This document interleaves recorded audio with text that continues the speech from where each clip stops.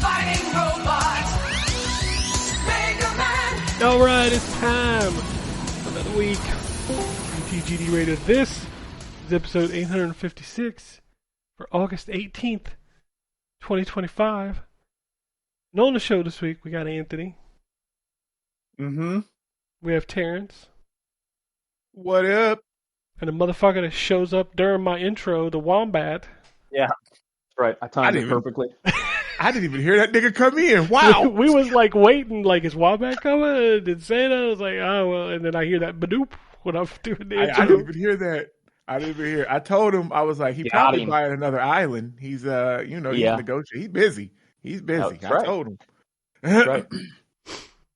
Oh. That is right. There's the main man himself, the leader of my rap crew. White bread and crackers. White bread! Oh, you missed it. All right. Oh, you would have loved it. Listen, I don't even need context to know why someone would call me white bread. Yeah. I told you, Terrence, when you asked me what he's selling, I was like, it's white bread. He said the white bread. The all-white rap group, White Bread and the Crackers, and I said I wasn't special enough to be white bread. I'm just one of the crackers.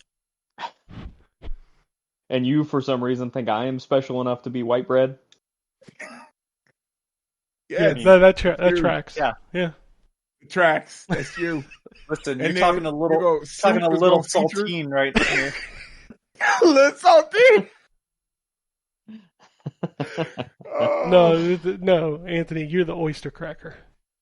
Oh man. Oh shit. Oh yeah. Oh man, I can't believe Welcome to our new podcast, White People Foolishness. Yeah.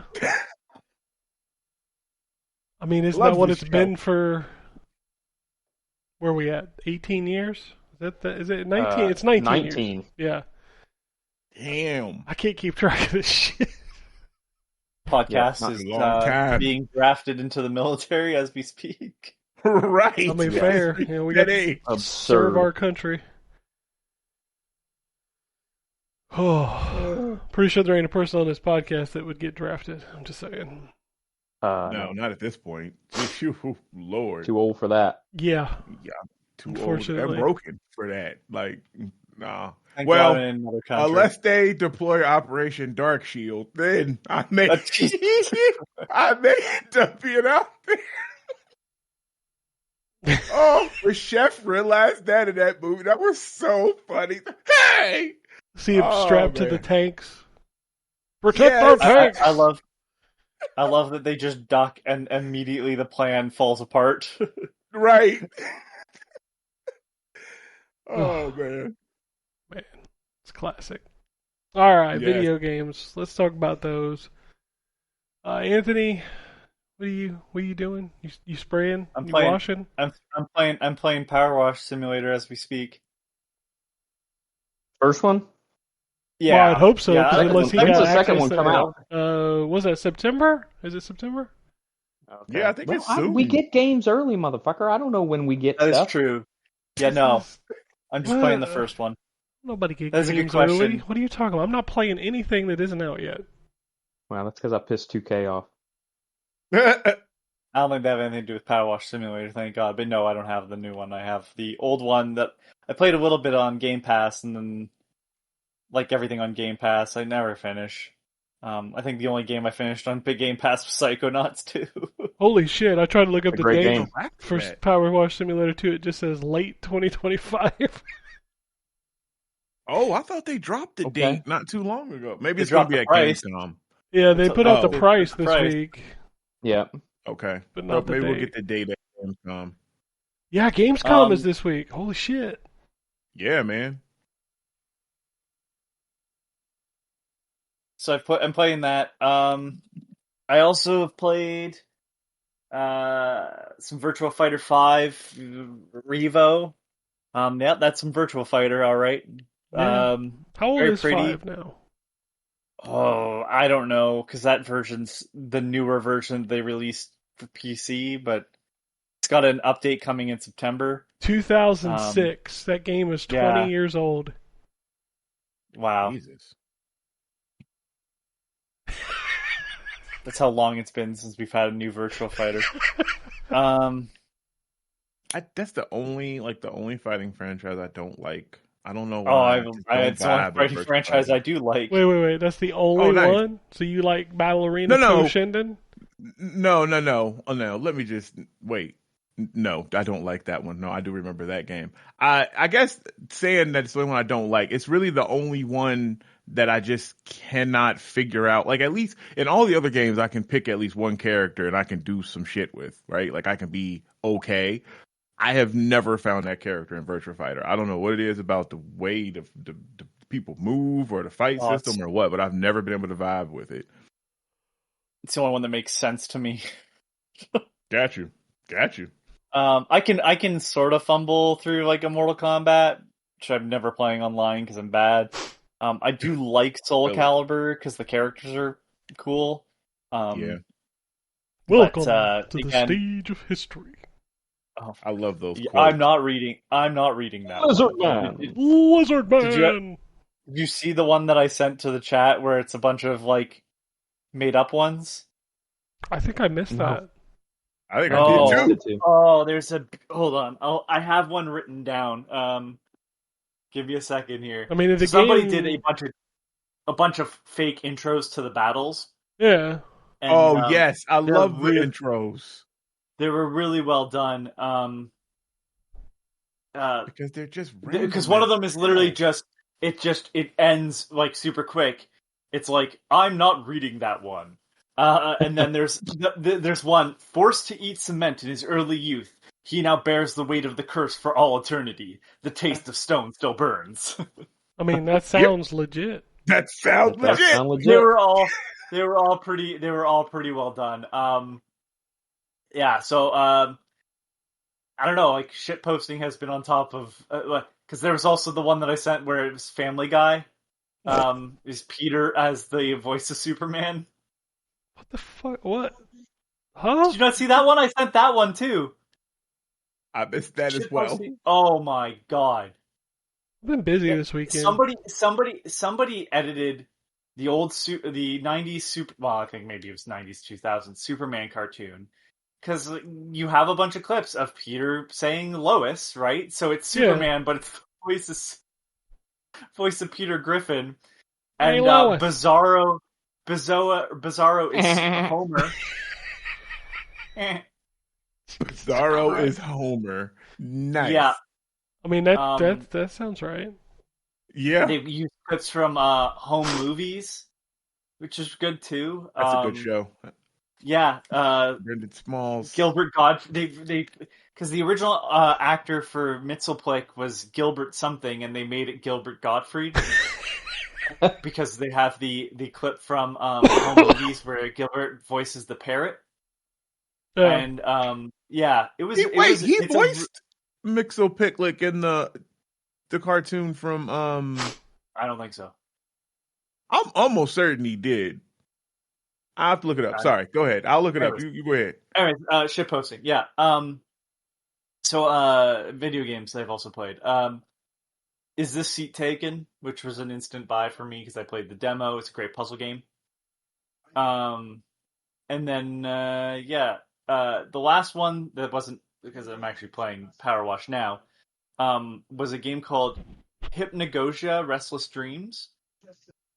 That's how you pronounce it. Okay. And it is inspired by LSD Dream Emulator, but also like other games from the 90s.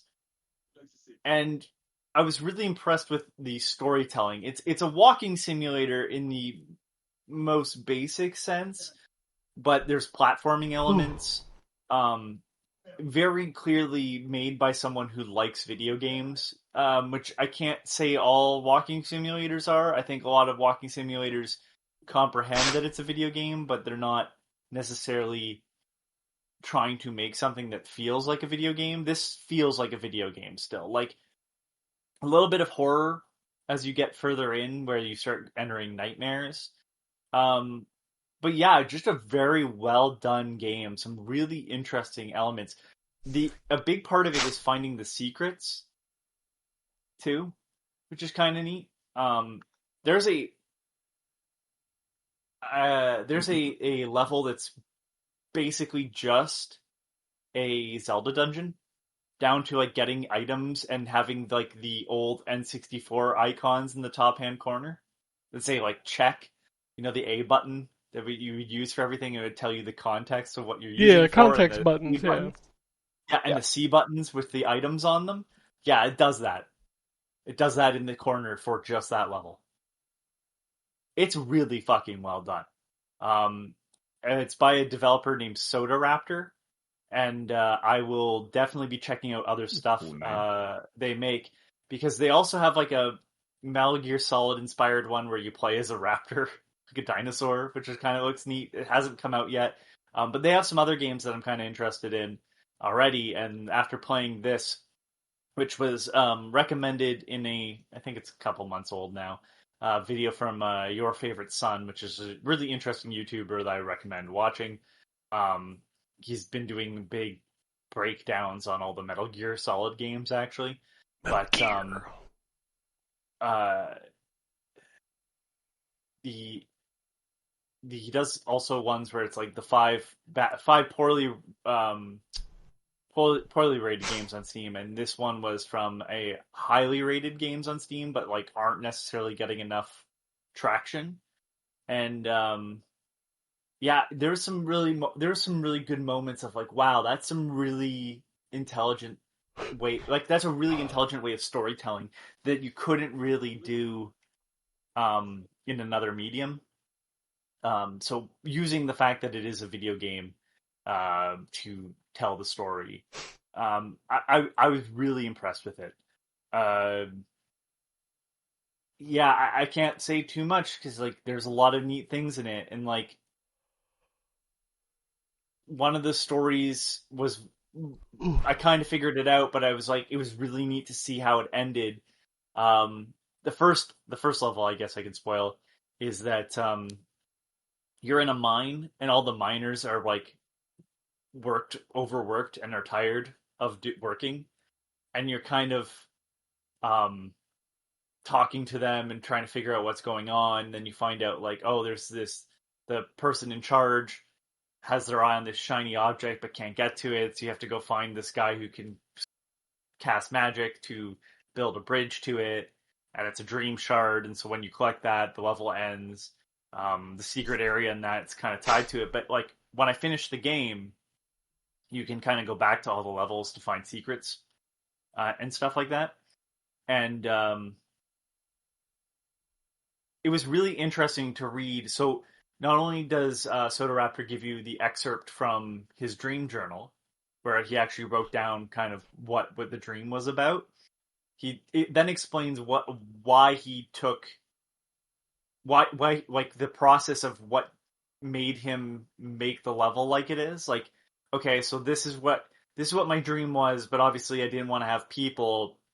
Originally I was going to have slug monsters, but then I made them imps, and then he's like, I actually preferred that because they were more interesting, and then I could use them more often in other levels where I could throw back to them a little bit easier.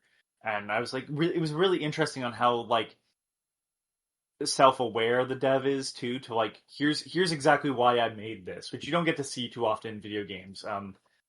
And there's actually a secret area in one of the levels that is an arcade, and it's all the games that he had made up till that point, including like college projects as the arcade machines, and they were all the arcade machines that were on had a little video playing of the gameplay. It was really well done. Like there's just a lot of detail and love in this game, where like the way certain things change when you enter a room because it's fucking around with you like that. Like especially when you start getting into the nightmare area. Like there's a sub area that's a school, and that was really well done, creepy shit. Like I felt uncomfortable playing that, and there's no fail state. Like the only time you fail, quote unquote, is when you fall off the level and it respawns you immediately.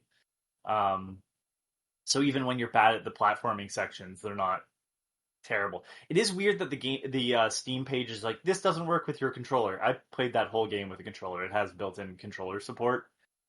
So I don't exactly know why it says that, but okay.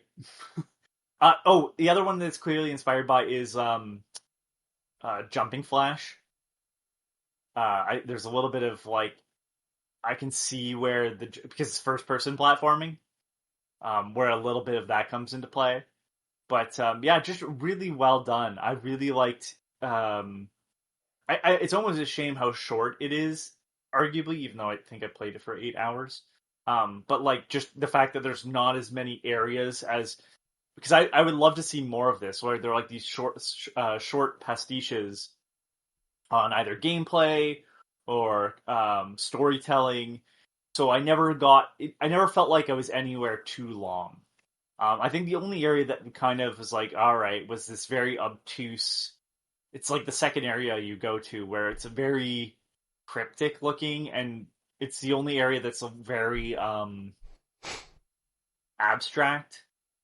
But yeah, the writing in it's really well done as well. Yeah, I'm really impressed with that. Like, it's one of those games that I picked up just because, like, you know, your favorite son said like there's a lot of secrets and references to old games, and I was like, it does kind of look cool. All right, let's try it out. And so, yeah, very impressed with it. Some of the things you have to do to get the achievements are like kind of funny too. So I was really impressed with like how the achievements are sort of placed out. And one of the things is that he also has a bunch of fan art, I guess, from other games that he put into this one. So there's like in every level, there's a little secret area that's just fan art, which was kind of a neat thing to include too. Like you just stuff I don't see in video games that much anymore. Which I guess that whole game is sort of like a big nostalgia blast to some extent, even though it's things I've never actually played before in some cases. So yeah, and that's it for me. All right. We'll move on to Terrence. What? What? You're okay. What? You think you didn't get to go? What? No, I didn't send that. Is this the version of him you're talking about? Mixolydic? I can't pronounce his name. Let me see. Affiliation Bizarro. Oh, it is Gilbert Gottfried. My bad. No, Isn't it Mixolydic? Isn't that how you say it? There you go. That's yeah. I don't know. It's pronounced however you want to pronounce it. Well, I just did, so I'm right. A bunch of different people. Sure. You win. The gold ring is yours. Damn right. Excuse me. So I have played some stuff that's coming out this week. That I just realized we don't actually have embargo dates for, but I don't know what you're referring to, so I can't answer that question.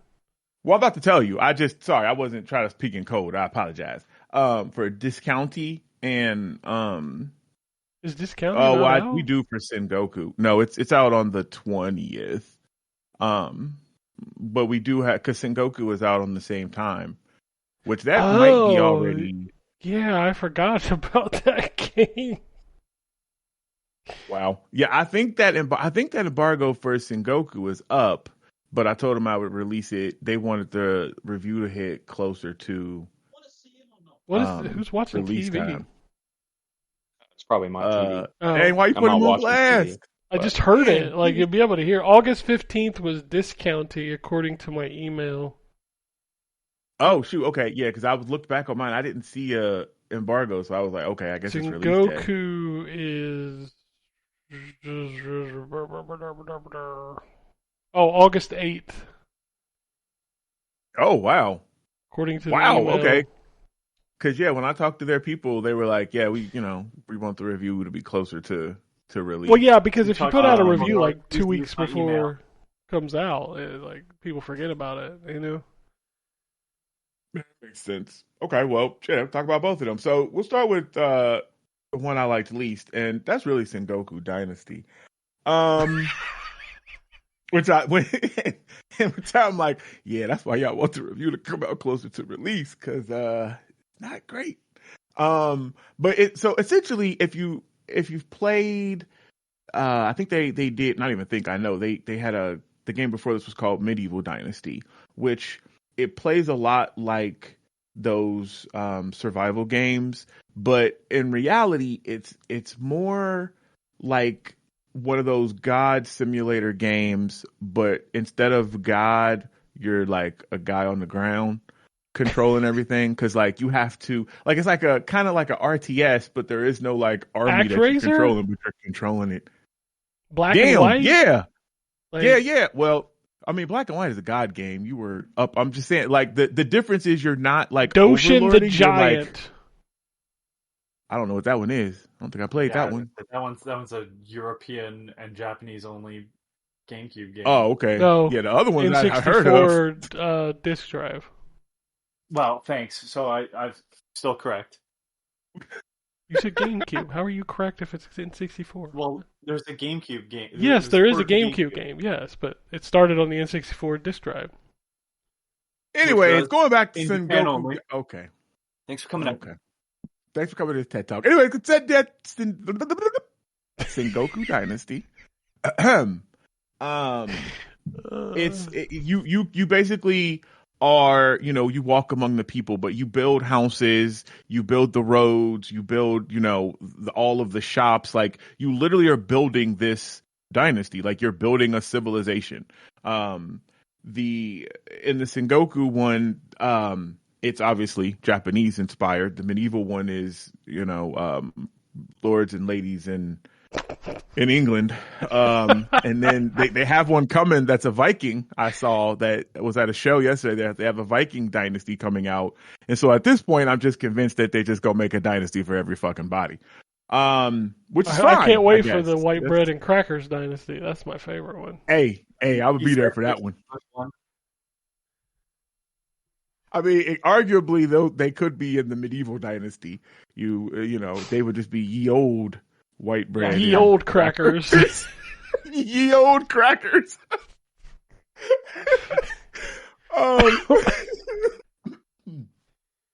But no, so in the gameplay of it, I like it's, because I enjoy RTSs. So kind of experiencing that from a ground level is kind of interesting. But which one? What? Odama, yeah. The RTS where you're also playing pinball. Yeah, the pinball RTS. That's a weird fucking game. Oh shit! I don't think I'm not good at pinball, so I would suck at that one. Yeah, because you can crush your own soldiers. Mm-hmm. Oh shit! Actually, that sounds kind of fun, huh? That's an interesting mashup. That's another GameCube. Yeah. GameCube game. It's the only one where I can think where you're like on the ground, sort of playing like a completely different game while you're also commanding soldiers. I know there's other ones, but that one is the first one that came to mind. One of the Rock of Ages was like that too, wasn't it? Similar. I have always heard of those. I never actually played any of the Rock of Ages games. First two are. They always looked funny. Were they good? Ace Team makes good weird games. Gotcha. Yeah. Okay. Well, Sengoku Dynasty, you'll like if you like a very slow paced, world builder where you are building the world. Like, it has an overarching story. You'll get randomly raided by armies from the shogunate. So I mean there is combat in it, but it's bread and butter. So it's very stiff. It's just kind of there, to kind of break up the monotony of, because I mean, you literally you have to recruit people to kind of come live in your, growing village that as you build up can become this big sprawling city. So there's kind of like some Sim City thrown in here too. But again, you're not that angle above where it's kind of easy to track. Instead, you're just, my guy's name was like Musashi. He was a bald guy with long beard. You're just Musashi out here, right? Like building houses for all these people to come live and work, because you build, what do you call them? Lumber camps and workshops and stuff. So everybody comes and works. Like, you build where they come and cook the food and all this stuff. It's just, I don't know, if you liked Sounds like you're trying to Medieval build a cult. Dynasty, I I'm feel like surprised that they that don't would have be more- Cult Dynasty. Yeah, that would be more interesting to me. Check yourself from the feds. Like, all right. That actually would be interesting. But if you liked Medieval Dynasty, this is almost exactly the same game. It's just now it's in a Japanese setting. And as I said, they also have Viking Dynasty coming that I saw. And I believe that there's a Wild West Dynasty that is also coming out at some point, which I don't know. I guess Wild West is just American Dynasty. Is that what that one would be? I guess at that point, I don't know. Anyway, okay, that's not what I thought that game was at all. But okay, yeah, that's what it is.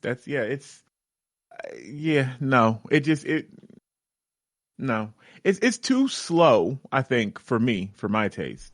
And it's, oh my God, there's so many screens and menus, and like, because you have so much to track, so you're tracking, the villagers' stats and what they're doing and their daily like schedule, because everybody has like a schedule of stuff that they do every day. Schedule. It's a lot. This I can't county, think of a game I want to play less. that's what I'm saying, Like, man. just It's all the fucking shit I don't want to do in a video game.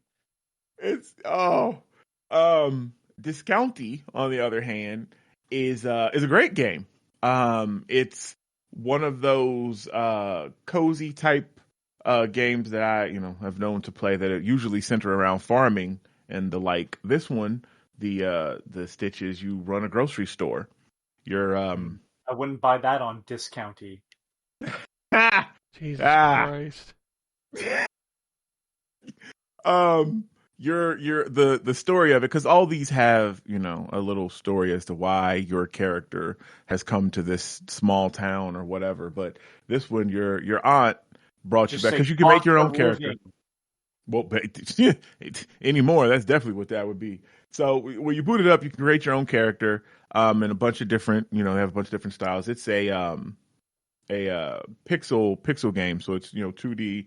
I think Link to the Past type, Harvest Moon back in the day. Moonlighter. Oh yeah, Moonlighter actually is way better. Oh, I played the demo to that. I'll get to that because I don't know if I actually like that. Oh snap! But yeah, I know, because the first one was great. So the whole thing is your aunt asked you to come back because she wants to open up a grocery store. She's always had this dream.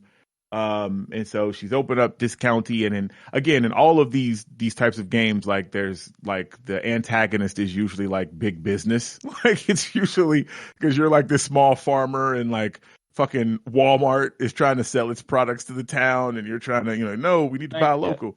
Like Joja and Stardew Valley. Yeah, exactly. Yeah. Yep. Yeah, exactly. So in this, my dream is to run a grocery store. All right, could we sell for something more interesting? Listen, you leave this old woman alone, okay? She got a cute little purple house. She just wanted to run this store. So I mean, it basically, but that's what it is. So I mean, there's a bunch of townsfolk that you have to get to meet, because again, if you played any of those games like Stardew Valley, you're used to it. Now, the one thing that I do not think you can do in this one is there is no romance options. There's half the audience gone. Right. But there is, but there's a ton of side stories with a lot of the different characters. But the day to day, like every single day, you'll wake up at 6 a.m. because it is one of those ones where stuff is like timed. So you'll wake up at 6 a.m. The store has to open at 9. So, and you can fast, like if you just go from your house straight to the store, you can, just flip the sign to open it and it fast forwards to 9. But there's some stuff that you have to do before then, because there's little things that you can like pick up some of the trash that the people have thrown down, and you can turn that in for some money. You end up making contracts with some of the local businesses. So you have to visit some of them to buy stock and stuff like before you open in the morning, if you don't do it all, after you close, because you have time to do that kind of stuff after you close at the store too. But once you get in the store, it's exactly what you think it is. You're stocking shelves. You have the freedom to set it up, however you want it. You start off with a smaller space, and then as the story progresses, you get more and more space. and options to store, different things. But you're going to stock shelves. You decide, what product you want to put into. Wow. You know how long That it was takes a to clever bring that use of fucking that. thing up? Like, for real? What? I said, do you know how long it takes to bring that fucking thing up to make a joke? Like, Oh, I know. Like, because I was doing that. I think last week I was like, oh my God, this is like 15 clicks. Like, geez, like I need to just put this docket on the side. yeah, it should be like on the left hand side where it shows everybody in the room. It should just be there. Like, just put it there. Yeah, like just dock it right there, so like easy access. But no, this is if you enjoy those the cozy type games, where there's not you're not having to fight anything. You'll have to deal with the protest because you're talking about tearing down the founder's house to expand the store. That was a whole thing.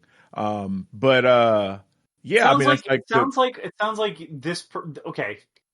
Oh, Yeah. big business is the monster. So excuse me while I do big business things. basically, What the fuck is this? I'm a businessman with a business plan. Sounds like. Oh. Listen, sounds like your aunt's an asshole.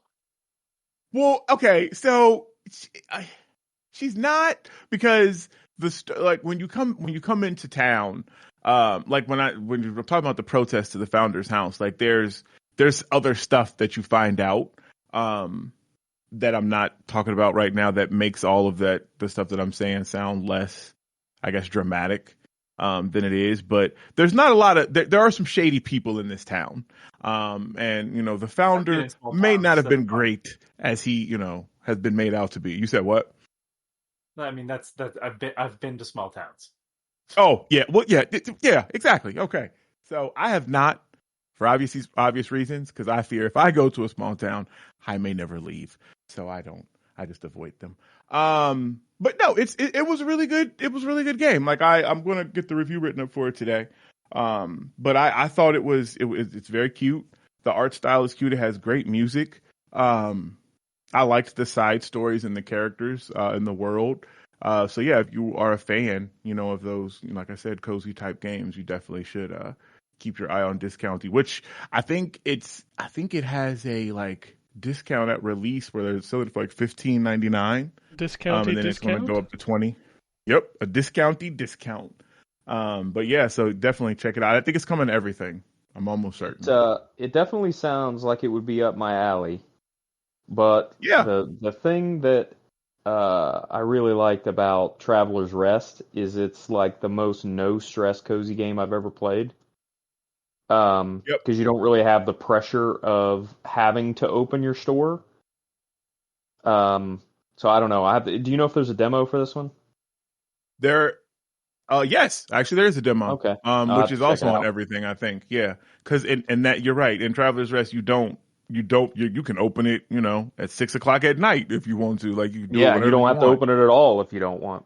Yep, and there are days when until once you get a staff, then you just make them go work and you can do stuff. But but yeah, in this, you do have that. It is more rigid to where you have to, like I said, by 9 a.m. it has to open. And then if you're not at the store like by 9 a.m., because there was one time I was like across town doing something, like there's people like waiting outside, and then when they come in, they're pissed off because as you ring them out, they judge you on their, kind of like in Moonlighter or when they would buy stuff, like you would have like their smiley faces would tell you how they were feeling. So like people would be more pissed off, and that counts against you because you have to keep your rating high for different stuff. And yeah, go ahead. Sorry. Well, fuck them. Oh. All right. Well, it fucked them, but no, I played a demo. But yeah, it's way more rigid, I think, than Traveler's Rest. But the Moonlighter demo, so they're changing a whole lot. Isn't it still this one? It is in 3D, which it looks great. Like visually, I'm on board. But like the storefront stuff is all different now. So before you would go to the dungeons and you would find that stuff and you would come back and you would just put it up and sell it. Well, now when people come in, they like are looking for something in particular, and so you can't just stock the shelves like a store and just, people come in and shop and then you restock whatever. You have to like play this mini game to figure out what they're looking for and to like give them that item. And I'm like, what? I think I would kill customers in real life if they were like that. Right? Like, I'm like, that's with me. Get out of my store. Get out. Yeah, it threw me completely What do you want? for a loop. I don't know. Please leave. And that's basically how it works. And so you have to play. I can't remember because I'm going to mix it up with other stuff that I didn't play, but I can't. But it's some mini game that you have to play, and then once you guess the right thing, and you know how before if you played the other one, like the kind of mini game was like with the pricing, you had to figure out like the sweet spot to get the their reaction if they would buy it, and then to get the maximum amount of money. In this, they still do that same face, but it's not with the pricing, it's with figuring out what they want. And I'm like, what the fuck? Your first game was so great. Like, all you had to do was that but a 3D. How the Tingle games worked, where you were, I need a bodyguard, and I have this many rupees, and if I give them too much, I've overpaid, but if I don't give them enough, they just take the rupees and screw me over. That's exactly. Yep. That's how that game worked. But yeah, I don't know. And I know Drew, like me, liked the first one too. So I don't know if the demo is only on PC at the moment. But I mean, if y'all were a fan, I'd definitely urge you to check it out because they changing stuff, and I don't know if it's for the better. But they do that all the time. What else have I played that I could talk about here? I have Bendy Lone Wolf, but I haven't played it yet. I haven't booted it up. What I have been putting a lot of time in, which I do think you will like, Ryan. Excuse me. Is Echoes of the End? For Dolphin. Oh. He's got a new Twitter account, by the way. I don't know if you saw that. Oh, well, I'm not on Twitter, so thank God. It's the guy who made the original game. He created Ed and Ziada? Yeah. I follow him on Twitter, and I saw he was posting a Japanese box art the other day. Cool. Hey man, I'm down for another Echo. Get the fuck out of here. I like Echo in theory more than actual gameplay. I don't think I've ever finished an Echo game. I just That's swam around and was like, doo-doo-doo. I mean, that's what everybody did. That game tricked a generation. Everybody owned it. Nobody wanted it, and nobody ever beat it. Yeah, so because I never owned growing up, because I've said this, we was poor. I never had a Genesis. I had a Nintendo. We never had a Genesis. But my boy that I was best friends with, Derek, he had one. And I remember when his mama bought him that Echo the Dolphin. Yeah. He was so pissed off. Everybody had that game, and nobody wanted it. And I don't know, like, it's such a weird game. Cryptic fucking ass game. But did they get a bunch of sequels too? So how the hell did all that Echo happen? Junior, Echo 2, The Tides of Time. There was Sega CD version of it. And then the Dreamcast. Then there was the Dreamcast game, and the Dreamcast game got ported to PS2. Yeah. The Sega CD version is the one to play because it has the music by Spencer Nielsen. It's so good. So good. Yeah, I'm not sure what the story of Echo is. I just, again, swim around and Aliens. went, yeah, pretty much. Is it really? Yeah. Yeah. And the fact you could jump out of the water. We used to jump out of the water. Look up like a story synopsis of fucking Echo the Dolphin. Mm-hmm. That shit. I'm gonna do this. That shit was made on drugs. That's fine. Okay. I'm gonna do this after the show because I've never really, fuck it, you're swimming around in the dolphin, whatever. But Echoes of the End is a action RPG that is PS3 360 era. You said bro, you about to hate on it. What you about to say? This motherfucking game is like, is 360 nostalgia now? Is that a thing? I think it is. Because this is very much. Dude, this is that. This is one of those games. It would have came out during the 360 that everybody would have been like, okay.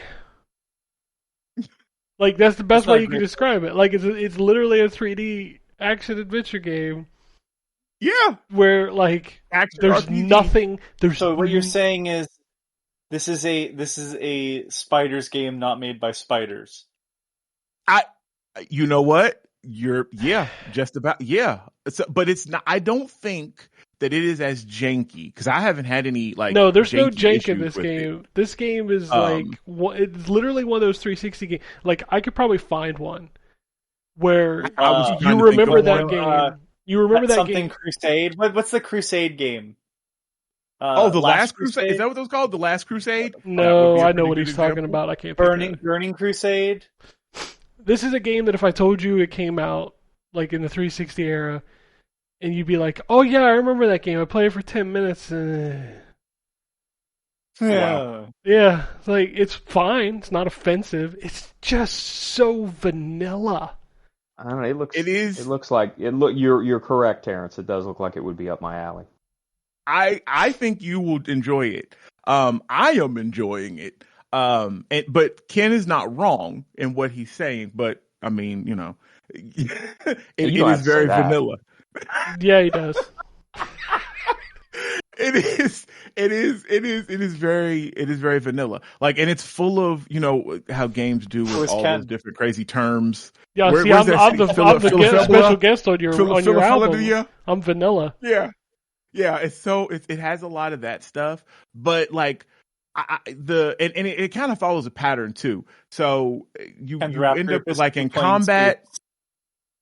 You end up like in combat, and then you kind of go to a puzzle, and then it's combat, and then a puzzle. And I'm only like maybe 3 hours in, so I'm still early. Like I just, some story things happen. Like you're a vestige in this world, which I'm not 100% what they are. I'm not going to lie to you. That hasn't really been revealed. I do know that they are powerful beings, who can, I have like telekinesis, and they have like these magical powers, and the world is protected by these wards, these giant crystals that has kept everybody safe. And some Jesus army, Christ. I'm not even sure who This the is a fuck. paint I don't think by you probably haven't numbers. played. It is. It is. And I'm telling you, like, the setting and all that other stuff is, it is what it is, but there's something about the game that, because I know you were like, it's one of those games where you play it, you just like, ugh, or whatever. It was fine. It doesn't leave an impression. Like, it doesn't leave an impression when I play it. Like, the levels are so, like, here's a path. You're going to follow this path. There's no straying off of this path. Well, there is, you can stray. So is it to pick up and it does audio log? Yes, because I will. That's what I was going to say. So I was going to say, like games of those era. Right. Yeah. Exactly. So you can stray. Man, I explore. love Damnation. Oh God, was Damnation the one? Wasn't that the steampunk one? The cowboy hat one? Yeah, that's the steampunk one. Yeah, that's yeah. Okay. Yeah, I did. It's like not that a bad one. game, but I'm just thinking of generic. Dude, that's what this game is. That one is kind of it's kind of like, it's in the same vein. You're on the right track. It's in the same vein. Because you explore off, and early on you find letters in the box, so like logs that were left by her father, who was a researcher in this land, and of course, her father was a researcher. Hold on, and he treated her. Well, no, I think he's dead. But her brother has gone missing, actually, because you start off with her brother. I'm sorry, he has gone missing. Yeah. But her father was very one way with the brother, and because she's a vestige, was very stern and not very emotional with her, because like she can't.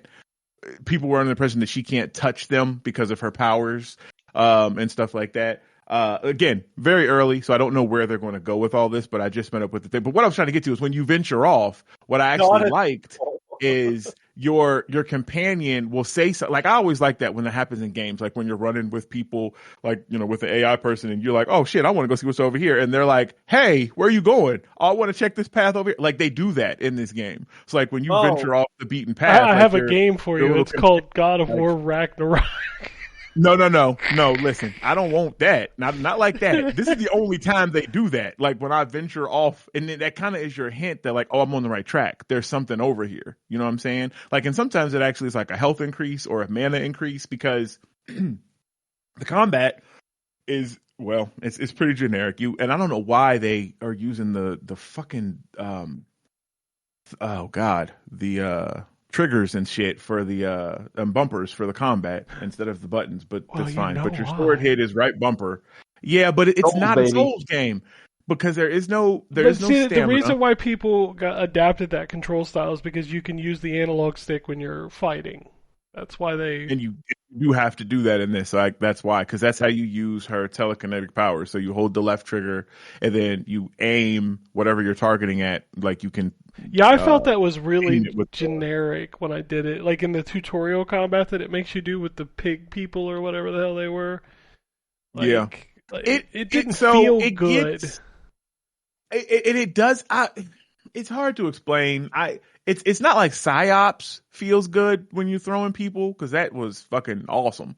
But when you get into the later combat settings where there's multiple enemies and then there's things around the environment that you can pick up or you can throw, like it's cool.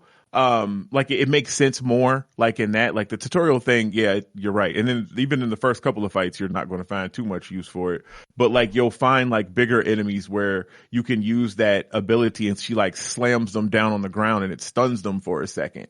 And then you can like throw their shielded enemies where you can toss enemies into them that will stumble them and break their shield stuff. So it comes into play more later, but you're absolutely right. It's not handled well in like how to do it. I feel like it's kind of clumsy in the execution. But again, and this feels, I guess this is just going to be forever me, and I guess I could say us, but with the Dragon Age thing, because I'm sitting here talking about this game negatively, but I really am enjoying it. In fact, the only negative I have, and I was thinking about this before I came on, is the fact that because when you're in combat, she does like flashy like animations, like finishers, cut off the legs, then cut off the head or slice them in half and shit like that. And I like stuff like that, but the blood doesn't stay on the blade, and that's like the only negative I have for it. Like she'll be like splashed with blood like on her, but then her sword is clean, and I'm like, come on. Like I was so excited when Oblivion was shown on 360 and you were fighting and the blood stayed on the sword. I was like, yes, we won. Like I was so hyped by that. I don't know why. I like that, immersion of it when I'm playing those sword fighting games. But I am enjoying Echoes of Eden, and I think Ryan, you probably find it on sale, and I think it's on everything too. So you may even want to. I mean, it just came out. It ain't gonna be on sale this week. Maybe next week. Well, not this forgot week, about it. But it is also. Well, I mean, it's not like a major game, and the kind. But it's $40. Oh, it's okay. Damn. Okay. Well, I didn't have the price. Excuse me. It ain't never gonna go on sale, right? It's gonna be $40. Okay, but it's everywhere. Buy it whatever you want. I think you gonna like it. Damn. Jeez. No, it was just you were making me laugh. It's like it's not a regular game. Like, man, it's $40. This ain't no like $20 jam. I appreciate it, Terrence, and I'm sure that it will end up in a Humble Bundle or something at some point, and I'll pick it up then. I want you to look at the box art for this game and tell me that like you don't remember this game from the Xbox 360. For sure, it definitely. I mean, well, listen, it feels everybody like knows. Everybody knows that I don't mind a generic game. Did you play Pimple? I don't know what that is. Sorry, I meant Fracture. What is that? You don't remember Fracture, where you had to make the terrain deformation that looked like pimples? Yeah, that's Fracture.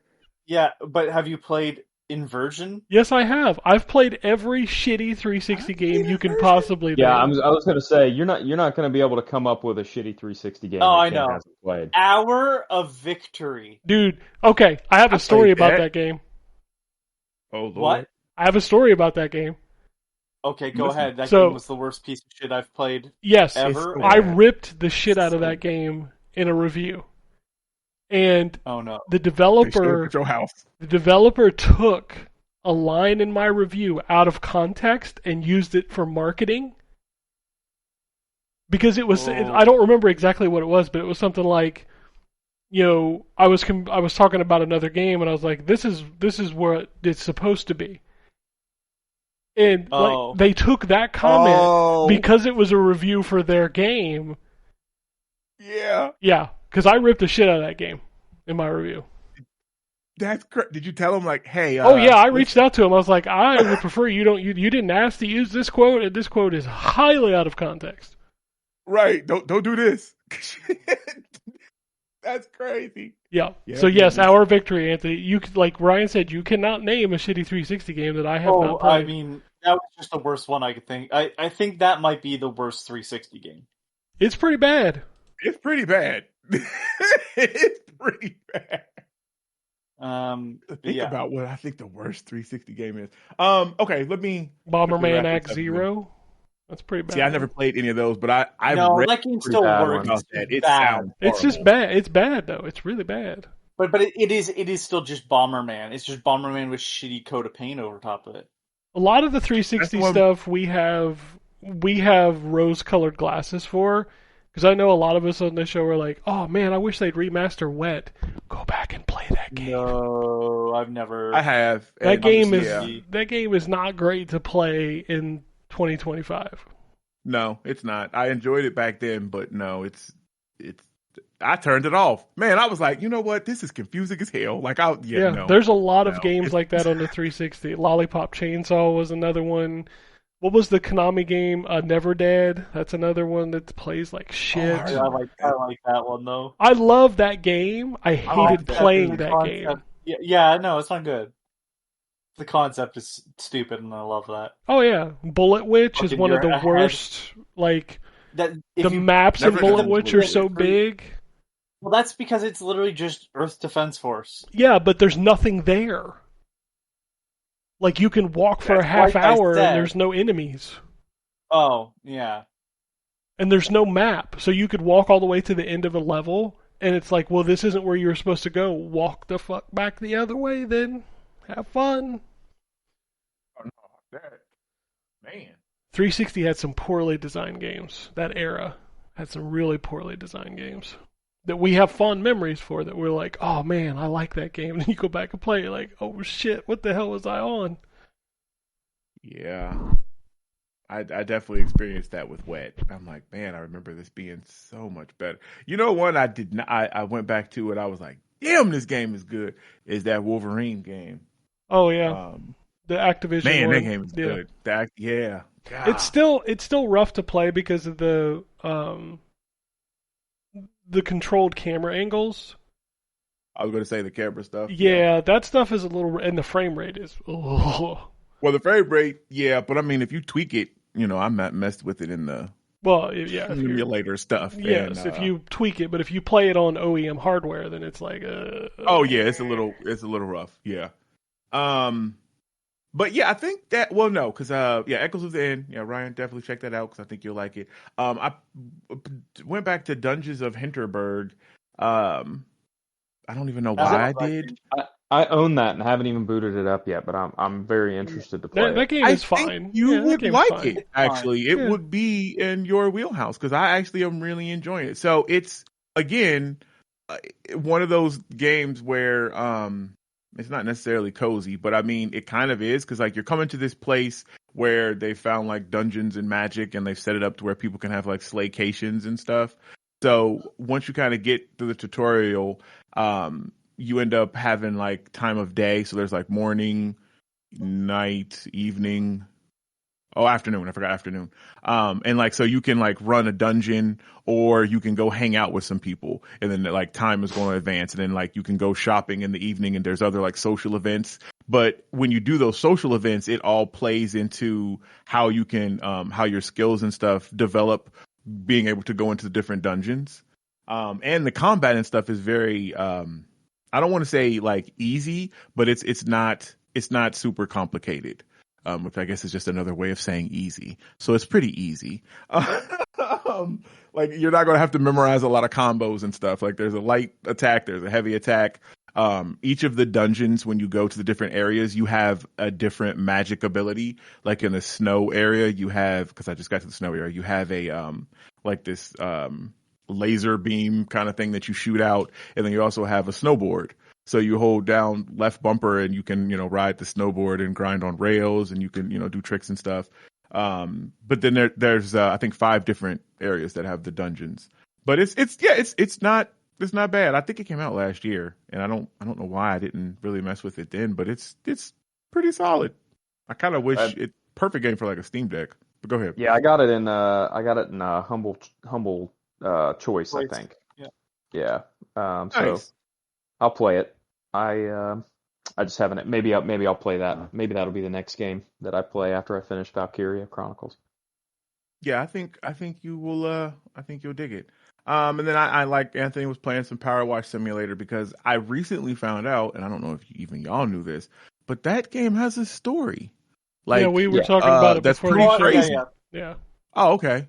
Okay. Yeah, I think we've told you about that before. That. Me? Mm-hmm. Well, No, I think we talked about it on the show. Yeah. Togi stuff. Okay. Yeah, you probably have. Listen, you probably have. It's fine. But I'm trying to experience it myself. I'm at the firehouse. That's where I'm at. I don't know where, how long this game is, but it's long. It's very long. Oh, is it? Yeah. Yeah, it's got a lot to it. Yeah. Eventually you do like a whole... Dude, eventually you get to a whole fucking city that you gotta clean. So. What the fuck? A whole city? Yeah. I'm not even kidding. It's like a little town you have to clean up. Yep. Okay. All right. Well, I mean, it's from the shit bandits who apparently fucking rub their shit all over everything. There's shit everywhere. Everywhere. That's it. I remember I had a day like that at the movie theater one day. It was terrible. It's the only good part of that movie. I think, I played Marvel Rivals, of course, because, have to beat that addiction. Yeah. I have to beat it. And then I guess that's it. Oh, Ryan, listen, I tried to make it to the wedding. I told myself all week, I was like, man, I'm making it to this wedding so Ryan can be proud of me, so I can progress in this game. I didn't realize, because I took the blacksmith route, like to get my way in, and I got to the point where, I found the cart and all that stuff, and now, I thought I just had to go meet this hermit, but it had turned into a whole fucking thing. So that's a whole thing. So I'm not at the wedding yet, but I'm on my way. I'm getting there. I'm gonna be there by next week for real. I'm gonna be at the wedding.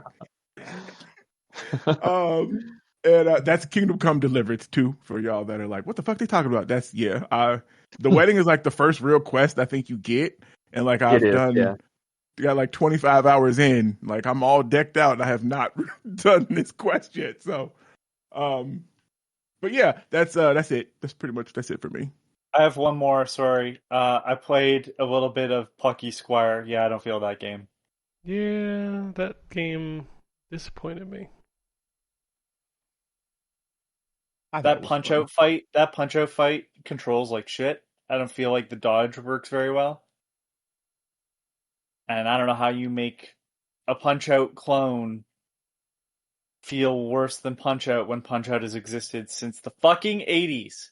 And it had two buttons. It had two buttons. Well, it's partially because I have to drift the analog stick. I can't use the fucking D-pad in it. Anyways. Okay. I'm disappointed with that I game. don't remember having a problem. Like, I'm trying to remember... Yeah, I don't remember having a problem with that section. So I'm also playing on a slightly harder difficulty because I don't want it to fucking just tell me the solutions of puzzles. Okay. And that was an update, so it doesn't just tell you basically what to do. But the problem is that it also makes the enemies harder. And I'm like, all right. But even then, it's like I still like the doing damage is not the problem. It is like literally every time I go to dodge, it feels not good. So Not good.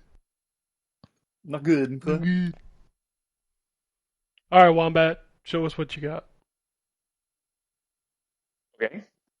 I don't have much to talk about. Because it's all shit that I've been playing forever. So I am on chapter 16 of Valkyria Chronicles. And this is Valkyria Chronicles 1? Yes, yeah. Okay. And I think there are 18 chapters, 19 if you include the prologue, but numbered chapters, I think there are 18. And then there's 9 reports as well that are like individual soldier missions. And so I'm getting close to the end. It's a great game. The story's really good. It does get a little bit tropey at near the end, but it's still good. Some of the missions later in that game some of them are really fun and they're challenging, but in a good way, where if you mess it up, you're like, oh yeah, I see immediately what I need to do next time to be able to beat this mission. Some of them are just super cheap. Like there's a mission in chapter 14. I won't spoil anything about the story, but there's a mission in chapter 14 where the game basically sets you up, is the only way I can think to put it, where all through the game, what you're supposed to do, not what you're supposed to do as the primary objective, but it wants you to capture camps, right? Because when you capture a camp, it gives you new places to spawn reinforcements from, and it cuts off a place for the enemy to spawn reinforcements from. So they set you up with this really easy camp, but then as soon as you take it, you get ambushed from the north and the south by these giant tanks. Ooh. And then they respawn new soldiers basically infinitely. So the first time you play that mission, it's almost impossible to beat it. It's not impossible, but it's very, very difficult because really the only good way to beat the tanks is to get behind them and hit them in their weak spot for massive damage. Yeah. To get there through the respawning enemies is very, very difficult. But once you've played it once and you know where the tanks spawn, it's the easiest mission in the game because you can just position your own tanks, so that they're behind where the enemy tanks will spawn, and then take the camp. Because taking the camp is what triggers the ambush. Mm-hmm. So there's little stuff like that late in the game where it's like, I understand what they were going for here, but it's not super well thought out. There's also a really frustrating mission in Chapter 8 that's not hard, it's just super tedious, where you're fighting against a captain, basically, that has what's basically a machine gun sniper rifle. And you have to really make liberal use of smoke mortars so that you can block your troops from her being able to see it while you make your way up through this staircase. So that's a little tedious, but there are some really good missions towards the end too. So I'm still really enjoying my time with it. I had originally thought that I was going to jump straight into 4 again after this. I'm not going to be able to do that. I need a break, palate cleanser. So maybe I'll play Dungeons and Hinterberg after. Maybe you should play the PSP games where they're basically just dating sims. Yeah, no, I'd prefer not to do that. Weird. These all take place in school. Could we not do this? Thank you. Yeah, can we not do the high school dating sim, please? No, that's the thing.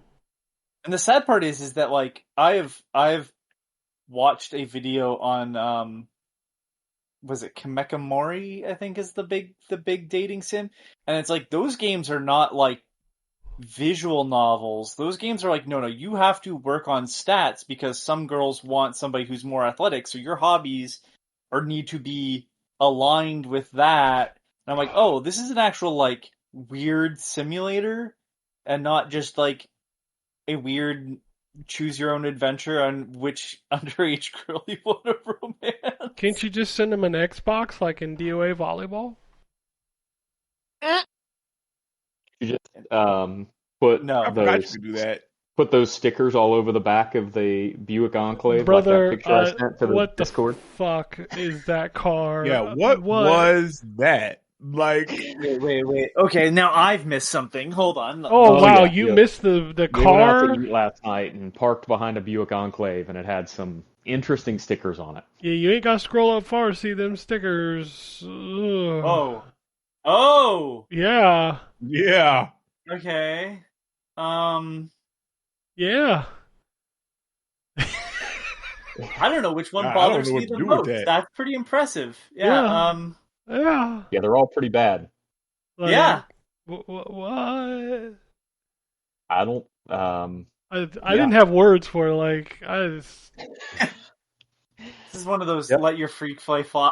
I Not that guess. one. Yeah. Definitely. Not that Yeah. one. I'd be embarrassed Um, if that was on my car. Like, for real. I don't care what you're we into were. behind closed doors, but Jesus Christ, come on. I We watched were. someone get their car wrapped. A streamer did as a joke where he got his car wrapped, and it's not even like a nice car with an anime picture, like a not hentai, not pornography, but like the closest you can get, sort of like those stickers. And but he wanted to change the car horn to the "oh shit, I'm sorry" from the like gay porn that's been turned into a meme. Bro, you just said a And lot they of things lost that I his don't know horn. what the fuck you're talking God. about. Oh my Right? god. I feel so out of the loop. I can quote that whole segment because somebody cut it up, and it's "oh shit, I'm sorry," and sorry for what? And then it devolves into the exact sort of dialogue you'd expect. They ended up losing the horn, so he just had this car that was wrapped with this anime girl image. It's so bad. Sounds like a real mess. What you I'm described. just, okay. The internet was a mistake. It Yeah, was yeah. 100% a mistake. Same guy also bought, and I have to go into it. Same guy also bought one of those. I don't know if it was actually that the brand, but one of those like real dolls. You know what I mean? Oh man, I know a guy And that it's has him one and of his those. girlfriend, and he's like, "There's no fucking way somebody that's like, 50 pounds soaking wet can lift one of these." Because it's got a fucking metal skeleton inside. Terrence, did I just hear you say out loud, I know somebody who has one of those? Yeah, Wait, did I man. miss that? Whoa. You did. Whoa. Yeah, I know a dude Whoa. that had, man, listen, man. And he don't have a girlfriend, which is crazy. So, I wonder why. Well, I'm not well, really surprised. I mean, yeah, I'd have been more surprised if you said he did. Yeah, right. Well, and what's crazy is he is so proud of it, like so proud of it. Don't tell me he like, brings it okay. out in public or anything, right? Like, I have never seen it in public. I've seen it at his house, but I've never seen it in public. But I know does it he sit is there like a normal person in his house? Yeah, Lars, it was like, the real girl. Yeah, it was like, I mean, it was like in a chair or something. Like it wasn't like no, you have it like holding a cup or something like that. Like, you know what I mean? Like, yeah, it was the joke. Yeah.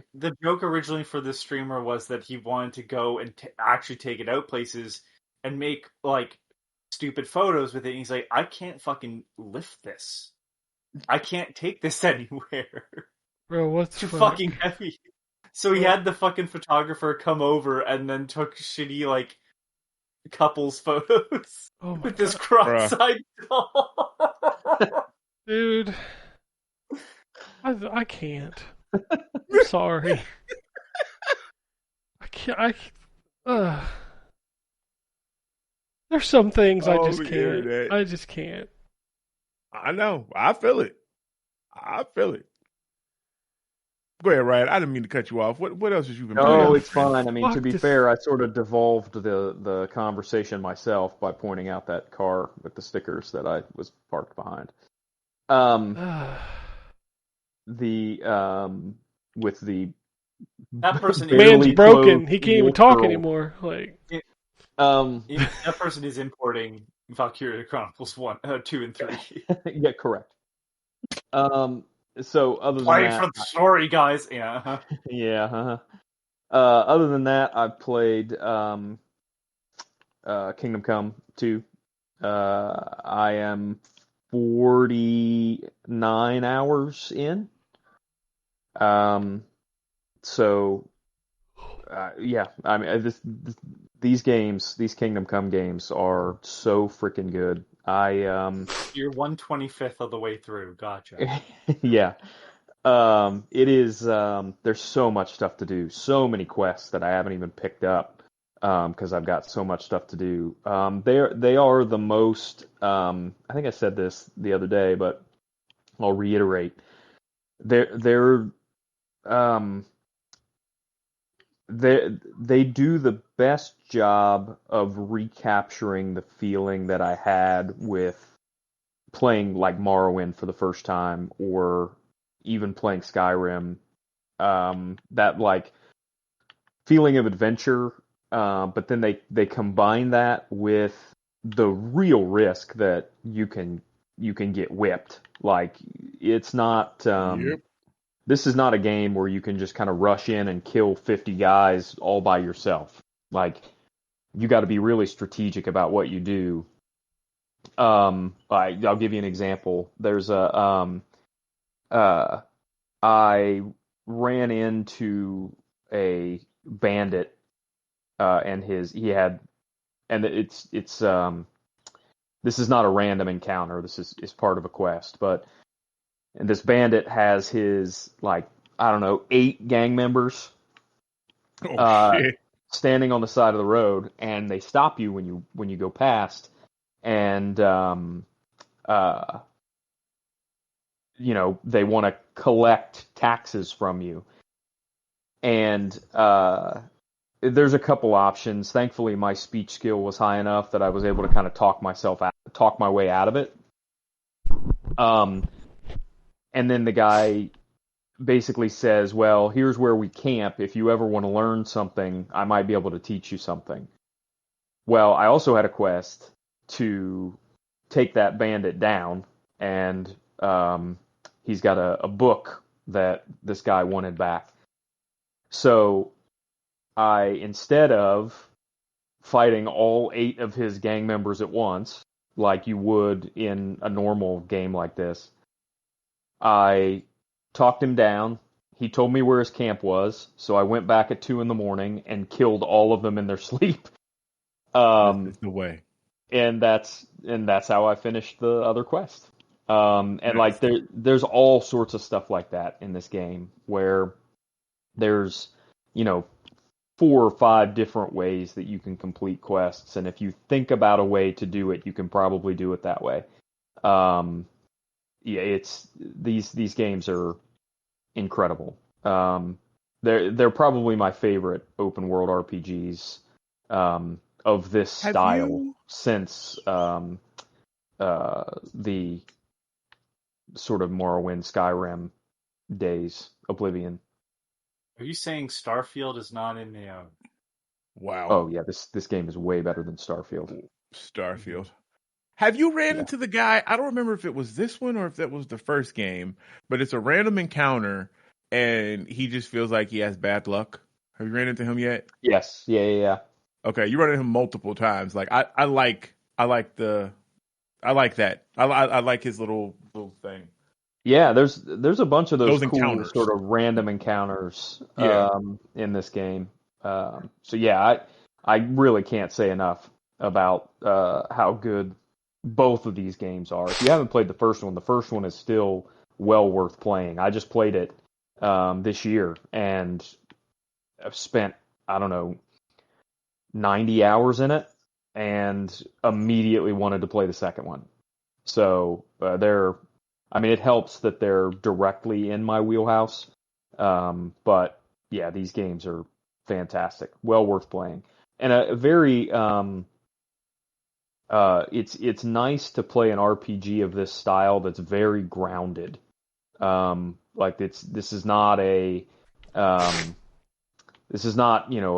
swords and sorcery and magic and dragons and all this kind of bullshit. I tell you what, because I feel like I don't have arachnophobia. Like, I'm not scared of spiders, but I'm scared of them if they're fucking huge. So one of the things I love about this game is you can walk in the forest and not have to worry about a giant spider jumping you. It's great. Oh yeah, there's none of that. None of the fantasy creature bullshit. It's a very grounded, realistic game. And it's now sometimes you get jumped by bandits walking through the forest. Especially in the middle of the night. Wolves. That will happen. Yeah. But the game is fantastic. Can't say enough good things about it. Yeah. It's going to be very difficult. There's probably only one game off the top of my head I can think of coming out this year that might dethrone this game at the top of my list. What's that? Ghost of Yote. I forgot. Wow, God, that is this We year. got Dragon Quest Remake 1 and 2 come out this year.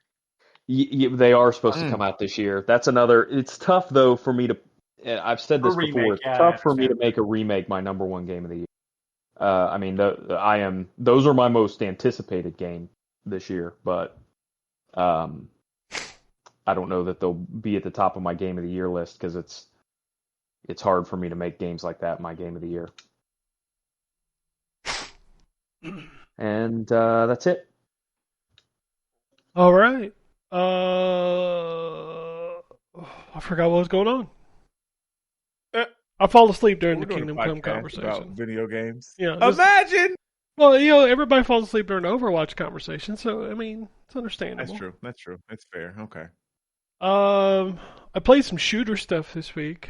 I put my reviews up for Gradius Origins and the Toa Plan collections. Konami did a hell of a job with that Gradius Origins collection. It has almost every game. I think it's missing Gradius 4 and 5, which were some of the later games, but it does add a brand new game, which is Salamander 3, which is incredible to get a new Salamander game in the year of our Lord 2025. Shooter fans are eating good right now because that collection is excellent. It's got all the soundtracks. It's got like a bunch of museum stuff showing the history of the games. All the games are there with like Your series we don't. Maybe the Parodius series, but I think we have most of them because like Darius has their own collections. Yes, which, man, I'm really pissed at the way Darius handled it because like they split it up into 2 or 3 separate ones. Console and arcade, yeah. Yeah, and it's so expensive. Which is, I think, Darius games are always expensive. Yeah. Always fucking expensive. Because the one that's the newest one that you can buy, it's super expensive, and then there's DLC for it, and it's like, of course I want to play as Opa Opa from fucking Fantasy Zone, but like, yeah, why make it DLC? Like, this is supposed to be a collection, Well, no, that one's not a collection. That one's just the game, but it's just it's a lot when they do this. That's why I really appreciate this Gradius one because it literally has like I said, everything except for 4 and 5, I think. But that includes Life Force. Yeah. That includes Salamander 1 and 2, Gradius 1, 2, and 3. Like, it's a really solid collection. The Toa Plane collection went the Darius route where they split it up into 2 collections. There's a lot of games in each collection. I think it's like I forget how many, but it's like over 10 games in each collection. And there's some stuff on here that you're gonna know through osmosis, like Zero Wing. Everybody knows Zero Wing. All your base belong to us. All that fun stuff. And these are all arcade versions, which is kind of disappointing because I would have loved to see like the Genesis ports, especially with something like Hellfire. Hellfire is such a great game. Both Truxtons are on here, which is really cool. Tiger Heli. There's some weird games on here too that actually some of them I've never played. Heli? You don't remember Tiger Heli? No, I do. But there's so many games on these. The Toa Plan one though, unfortunately, doesn't have as much like extra stuff like the history of these games, which I would have liked to have seen. But it does have a really good like dip switch settings and CRT filters and stuff. So like everything except for the museum stuff is there, which is it's nice. And the game I played the most of, I can't even tell you what it is. I forget when I can talk about that game. I also have a copy of Gears of War on the PS5. I could have, did my little advertisement on Twitter, but that's Lord, yep. Put that picture up of the menu screen. Was that what you can show, or? I think it's either the menu screen or like the cross media bar with the icon. Oh yeah, I forgot. Yeah, they do that too. Which is crazy because like it really is kind of a monumental moment of Gears of War being on PlayStation kind of thing. Oh yeah. Like this is the first time. But You no, don't have I to didn't. settle for quantum theory anymore, boys. Yeah, and that's okay. But no, I don't do the tweet thing because number one, it really makes it feel like number one, it's an advertisement. That's what they're doing. Yeah. Number two, it makes other people feel like you're bragging about getting shit early, and I think that's really kind of crappy. Like, look at this free game I got early that you're gonna have to pay $80 for or whatever. Like, I don't know. It's always struck me the wrong way. The advertising thing mostly. I have no interest in advertising for you. Hell no. They got enough money. Yeah, shit. Shout out to our boy Futter. He got us some console codes for TMNT Tactical Takedown. I don't know if you played that Wombat. I know I sent you over a code, but I don't know if you played it. I haven't had a chance to play it yet. Yeah, I think It's I've on the played through list for this week. I've played through the tutorial, but I haven't played much outside of that. It's not bad. Yeah, It's I fun. keep hearing it's good. But yeah, I keep getting distracted by my triple threat of games that we talk about game sales and all this shit every week, and like I legitimately play the same 3 games the most every week. It's Madden, Rock Band, and Overwatch. Like those are my 3 most played games most weeks, unless there's a really big single player game that I'm playing, which I currently am. But most of the time I spend playing those 3 games. Which is crazy to me, because one of them is free. Like, I don't have to spend a dime, and I can play as much as I want, which is crazy. Couple indie games real quick. I played a game called Inaya, Life After Gods, which is a really gorgeous 2D action-adventure game that I need to play a little bit more of, but I was having a good time with that. It's really, like, it reminds me of not as high-quality animation, but the same art style as, like, what's that team? Fuck. I know Anthony knows who I'm talking about, and I can't... What's that? Lizard Cube? No, not Lizard Cube. The guys that made why can't I think of the name of this game? Yeah, this is not helping. I know. I'm sorry. I was trying to think of it. What's the game about? It's a 2D side scroller. And it's just got really gorgeous, like, hand-drawn animation. So not Cuphead.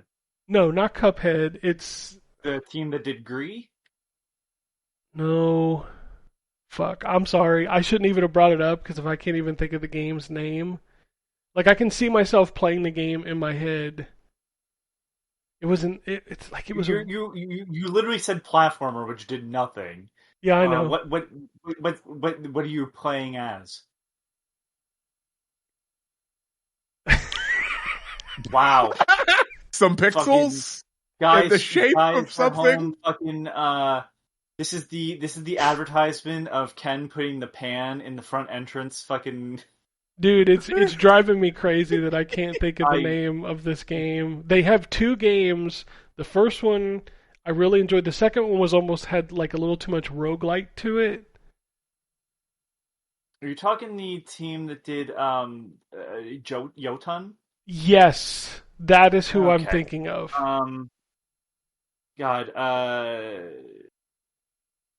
Fuck. Their name always escapes me. Like, it reminds me of that, and it's like... Thunder Lotus. Thunder Lotus. That, thank you. It was driving me crazy. And the second game is Sundered. Yes. I didn't care as much for Sundered as I did for...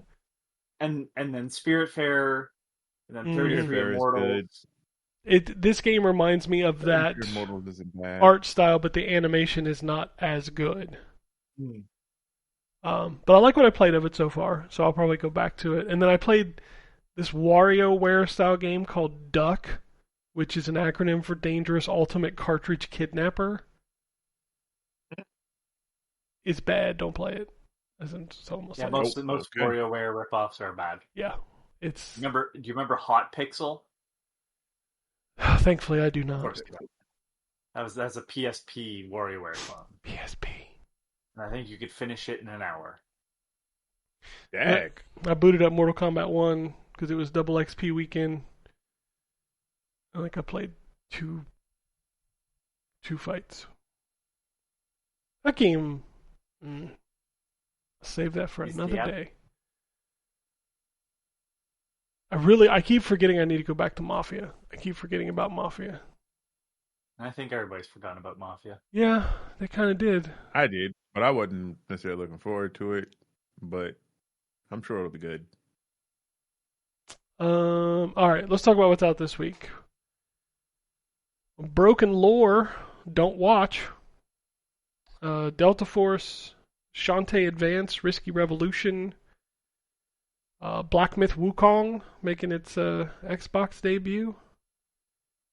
City of Springs, Critter Garden, Golden Knight, Heart of Ice by Dave Morris, Boulder Dash 40th Anniversary, Discounty, Grit and Valor 1949, Herdling, Machik 2, Sengoku Dynasty, Antarctica 88 4K Remaster, Nico Derico The Magical World Director's Cut Collector's Edition, Pocket Mini Golf, and Recycling Center Simulator, which I know you're very excited for. Games to stop, I'm going to be honest with you.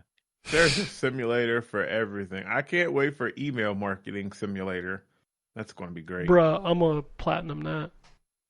I know. Say Ken plays that every day. Yeah. I know.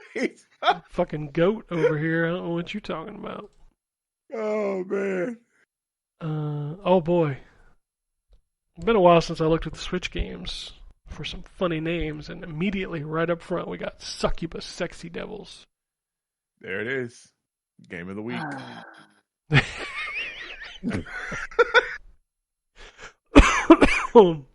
Why you sound like that? They're increasing the fucking price on the Switch, and they're letting shit like this on. We've also got the two. We get a lot of these games where it's the boys and the girls version. This week we have Poolside Boys Kiss Passion Fruits Hotel Dating Sim.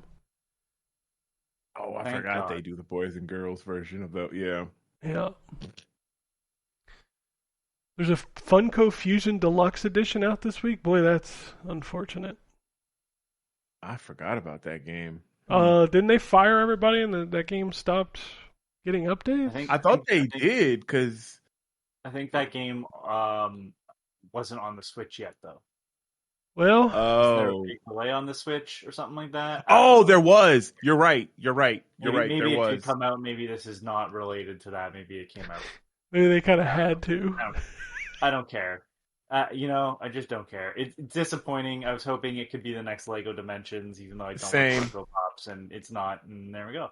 Oh, see, I do like Funko Pops, and I was hoping it was going to be like Lego Dimensions. It's not. It's I played like 3 hours of that game. I was like, this is kind of awful.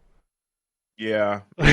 Well, I mean, because I reviewed it, I played more than 3, and didn't because it was supposed to have multiplayer online, and so I guess it has that now, but only certain levels. They were doing it level by level. The Jurassic World level was first, but that's not even the first. A lot of questionable decisions over there with this game. A lot of questionable decisions with Funko Pops. Jesus. It sounds like a soulless cash grab as I stumble through it again. I think that's what it was supposed to be. You having a stroke? You okay? And it's been a long week. That's all I'm going to say. Oh, no, I feel you. It's definitely been a long week. All right. Sorry, bringing up the news. Microsoft has introduced new rules for the Microsoft Store to prevent devs from spamming bundles. Guy that makes Outbreak is going to be pissed. Yeah, he's going to be mad. The Airy guy is... The Airy guy is... Man, he going to have to sell his house now. I don't know. Developers in How are people supposed to buy all 17 of these shitty games that I make that all play the same because it's all the same fucking game? Yeah. Developers in Blizzard's story and franchise development have voted to unionize. Good. Helldivers 2 put out a new trailer this week called Bringing the Boom, which features Halo 3 ODST teaser at the end. Holy shit. Man, everybody lost their minds. Console wars are about over, I think. I think they are. I think that we are definitely reaching a point, and this is definitely a momentous occasion with this. I mean, because we have this, and then Xbox has Gears. Gears on launching on the PlayStation this same. week. Those launch on the same day. Oh, You know what? Yeah, see, it's over. And we can be Hellblade done. just came out, which apparently is a good game now. By the way, I don't know if you knew I this. saw that. Well, it's only because it's on PlayStation. Yeah, that's what I'm saying. Is like Yeah. it sucked when it was on Xbox, and now it's the reason to own a PS5 Pro. And I'm like, well, that doesn't really say a lot for your system. Right. Like if this is So- the reason to own it, I don't think that quote's doing what you wanted it to do. but Yeah. that's fine. Yeah. Also, I don't know if you know this, but subscription models are good again. Because PlayStation announced their August PS Extra and Premium, which I'm not gonna lie, it's pretty fucking amazing. You get Mortal Kombat 1, Marvel Spider-Man, Sword of the Sea, Earth Defense Force 6, Unicorn Overlord, Atlas Rise of 3, Indica, Harold Halibut, and Coral Island, and in the classics you get Resident Evil 2 and 3. That's a pretty good month. It's a pretty good month. Yeah. Yeah. But subscription services are good now. Just I want you to keep Yeah. up on the trends of video gaming. Lord knows it's hard to. Yes. It also doesn't help that Xbox Game Pass this month fucking sucks. It was really bad. I'm sorry. This had been a month that I canceled my subscription if I didn't have it like up through the end of the year or something. Like I'm gonna save my $20 this month. Speaking of online subscription services, Nintendo Switch Online is getting Chibi Robo on August 21st for GameCube. Fantastic game. You should play it. I will play it, but I'm sure you have. I'm just meant everybody that hasn't. director of that game, Hiroshi Murayama, said that Zelda was a big inspiration, and they thought of Zelda but without battles. I mean, there's battles in that game, so I don't know about that. But it is set up like a Zelda or Metroid where you get new equipment, you go and explore new parts of the house. And it has a stamina meter, by the way. You gotta Not plug really. yourself in. You gotta plug yourself in. He's battery powered, and you actually save energy if you pick up the plug and carry it because it's not That's dragging funny. behind you. Yeah. I love that game. I bought that game on the Friday it came out and finished it by the weekend. You still own it? It's a lot of money. Yeah, it's worth a shitload of money. That's the other part of the story. It's one of those I'll never sell it because Damn, that's I not wish why I bought buy that games. Yeah, I think it's like I think it goes for like $500 or $600. No, not that Damn! much. I thought it $200. did. No, never. What's it go for then? Now I really wish I had 200? bought it. Most. Man, I thought I swore I saw this thing priced at like $500. I mean, I'm sure someone has priced it, and I'm sure someone did buy it because maybe at that point there weren't a lot of copies out there. But like, all it takes is one sale to realize this game isn't as rare. Wada factory before, I think, sealed. Wada factory sealed I mean, copy, that- $725. Yeah, but that's a sealed copy that some asshole has said is worth more. Wada can. Well, My okay, whole so app. according to the AI overview, a loose copy is 126 to 200, complete in box up to 300. Sealed copies are around 700. Yeah, that sounds more accurate. Jeez. Yeah, that game is not worth $700, by the way. Just No, but throwing no that game. out there. No, So- no game is. Maybe I can't don't think know. of a game. Link to the Past might Was be you about worth to say Overwatch? $700. I No, was about to say this. Say Overwatch. If Link to the Okay. Past is worth $700, then like I'd argue like Terranigma is worth How Close- dare let's just- you? You know what I let's mean? But just that agree. game is not. Is worth $700. No game. No, I don't. I'm just Yeah, kidding. exactly. No game. My favorite game of all time, which is probably Link to the Past, is not worth $700. Harada says that Tekken Tag Tournament 3 will probably not happen in his working lifetime. He also says he would love to show people how far Tekken X Street Fighter got into development. The game is currently 30% complete. Wow, I'm surprised it was only that much. Me too. Huh. There will be a new Resident Evil Requiem trailer at Gamescom opening night, as well as a new Black Myth Wukong trailer, which is not going to just be the Xbox one, so they must be doing some DLC or something. Yeah, it's got to be Probably. something. That game's hard as shit, right? It's super hard. Yeah, it's Yeah, very I'm not playing good, that. but it's super hard. I love Anthony's just immediately like, nah, fuck that. No, I Well, got Stellar Blade still, and yeah, no. Stellar Blade's not hard. Sorry. If anybody says that game is hard, you're full of shit. That game is not hard. All right, well then I'm full of shit. According to Ken, I'm full of shit. Everybody. That game is not hard. I was not having an easy time with it. Get good. Well, I'm Fair looking enough. forward to Wukong because I mean, you It's have a about PS3, dodging don't you own it? stuff. Sorry, PS5. PS3. I don't have a PS3, but I have a 5. No, I don't. My cousin owns it, and so I was playing it off of his thing because we were like sharing the Gotcha. account share or whatever. But I'd much rather play it on Xbox because I didn't get very far. But I mean, it's not going to run as good on Xbox because Xbox sucks. Why don't you? I have heard that. You're right. But yeah. Oh, shit. Capcom is doing a New York Comic Con on October 10th, a 90-minute panel showcasing all of Capcom's recent and upcoming releases, none of which will be starting with the words Mega Man. No, they definitely will not. Fucking Capcom. If you didn't put out so many bangers, I'd be really pissed at you. Fighting Row. Oh my God. And then you, oh my God. So I spent the day yesterday talking about the fighting robot. That's Man, right. man. I'm That's like, right. son of a bitch. Super fighting robot. Oh man. Mega They Man. Super literally fighting just robot. used the same words. Mega Man. Man. Intros back then. Oh goodness. That thing was a banger, son. The intro was good. The intro was good. Super fighting robot. See? That's all you got to do is say Super See, Fighting look, Robot. now it's stuck in his.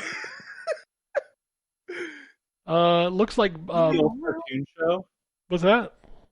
Was that from the old cartoon show? Yes. Yep. Yeah. I've only ever seen stills, never seen it in action. It's fine. It's on YouTube. I it's watched fine. the first episode because I can't remember what we were talking about, but I didn't realize it was the disc. It was on sale. That's what we were talking about. I didn't realize it was a thing. $40 is a sale for Yeah, that? they were saying it was a sale. Yeah. But I didn't realize that he had a cartoon, and I was Mhm. curious. So yeah. Well, he had the Mega Man Battle Network had a cartoon too. That one I saw. I've seen that one, but I didn't know that they had Also- one like based on like the NES looking one.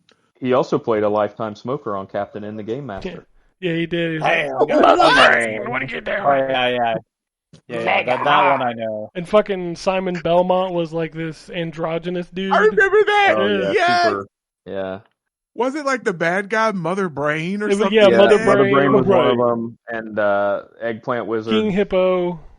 Yeah, King Hippo. Brain. Yeah, I remember King Mother Hippo. Brain who sounded like a stereotype. Yep. Oh, 100%. Yeah, Mother, it Mother definitely Brain.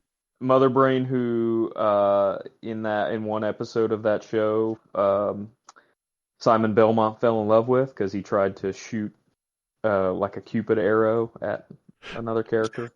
Yeah, because it was Wasn't- Mega Man and wasn't Kid that that Icarus, episode? right? Were the sidekicks. Yeah. Yep.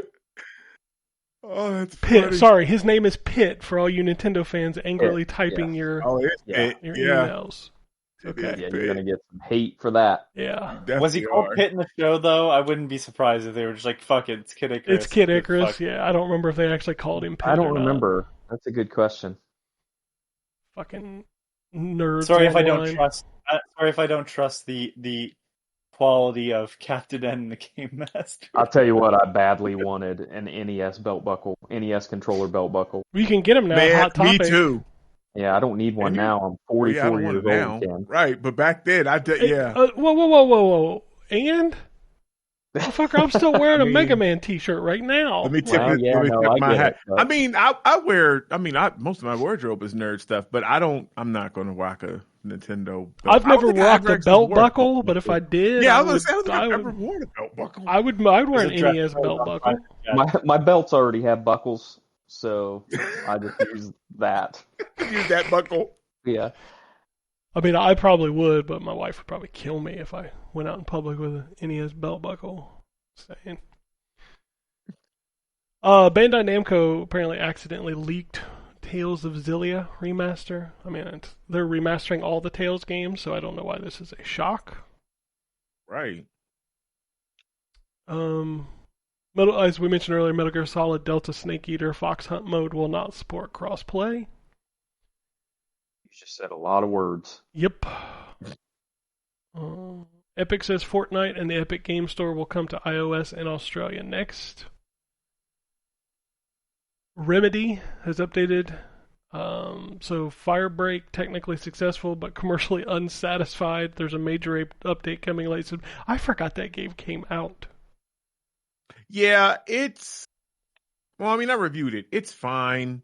There's not a lot of content, and that's what they're running into. And then the way that they kind of had the level system to where you would like gain more abilities and upgrades to your weapons and stuff was stupid. So they overhauled that, which I think that patch is live now.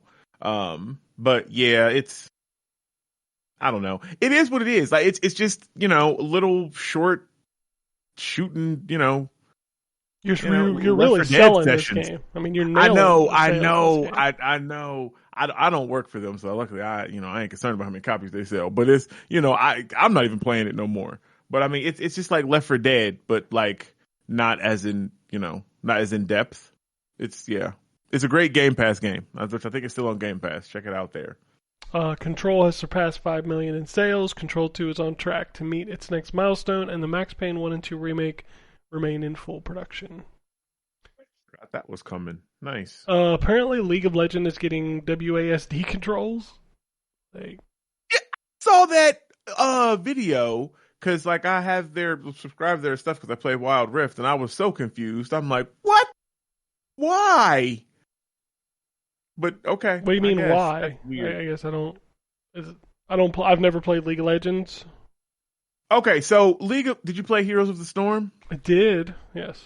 Okay, League of Legends is like Heroes of the Storm. So you move your character with the mouse. Yeah, like Diablo. And do the attacks and then you use your usually QWER like your attacks. So now they're going to let you move with it. So think about playing Heroes of the Storm moving with I don't know. That just seems weird. Maybe it works out. I just don't understand why you would need it. Like this game would have been around forever. Why are we now needing to move with the keyboard? I don't know. Overwatch didn't get bans for 8 years. I did not actually know that. Wow. Yeah, okay. We just got hero bans in the last season. Oh, that's right. That's right. Okay, I remember them. That they were talking about that on Twix. Dude, Overwatch turns 10 years old next year. Does it start at a certain rank on Overwatch, the bans, or is it like Marbles where you gotta be like across gold? the board? It's across the board. Oh, like even like quick play? I don't play quick play, so I couldn't answer that question. I think it's there. I don't remember. Yeah, dude, Overwatch has changed so much since the last time you played it. The whole starting sequence now is you pick a map. There's 3 choices, so you can choose which map you want. Everybody votes, and then it does like a little random slot machine to pick the map. Obviously, the more people that vote for one, the more likely it is to be picked. Then you get to pick the hero that you want to play as. You don't have to play as them, but you can pick it so other people can see who you want to play as, and then there's a banning phase. Yeah, and then there's the banning phase. Huh. So it takes 2 or 3 minutes to even start a game now. Yeah, Jesus. Okay. Yeah, it's kind of crazy. Google is ending Steam for Chromebook support on January 1st of 2026. Okay. I can't imagine playing anything on Steam on a Chromebook. Same. Rumor Call of Duty Black Ops 7 launches November 14th. Physical Xbox One Series and PS4 and 5. No Nintendo Switch 1 or 2 version. That's all right. Mike Ybarra is happy. I'm sure he is so excited. He's like, oh shit, Call of Duty's coming. Here we go. I don't know much about what's going on with this. Maybe Anthony knows or somebody else knows. Valve has said that PayPal is acquiring bank for payment transactions started to terminate processing of any transactions for certain currencies. So basically, I think what this is saying is like you can't use PayPal on Steam anymore. You can use PayPal as long as you so like in Canada you're fine, in the US you're fine, but there's now a bunch of countries that you can't use PayPal to make purchases on Steam. Gotcha. Okay. I know there's a whole like payments thing going on. If it's I don't know if it's related to the whole banning of adult content sales shit. I have no idea if it's related to that or not. But the timing makes me think it is. Yeah, it feels like Steam this is have all adult related. content like that though? On Steam? Yeah. Yeah, dude, like big time.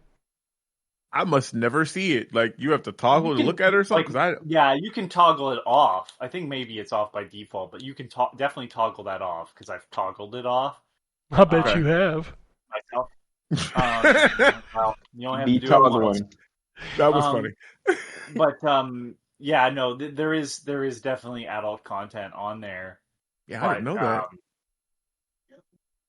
Yeah, it's just one of those like, it's not illegal content, so I'm not sure what fucking statement we're making other than full control over society.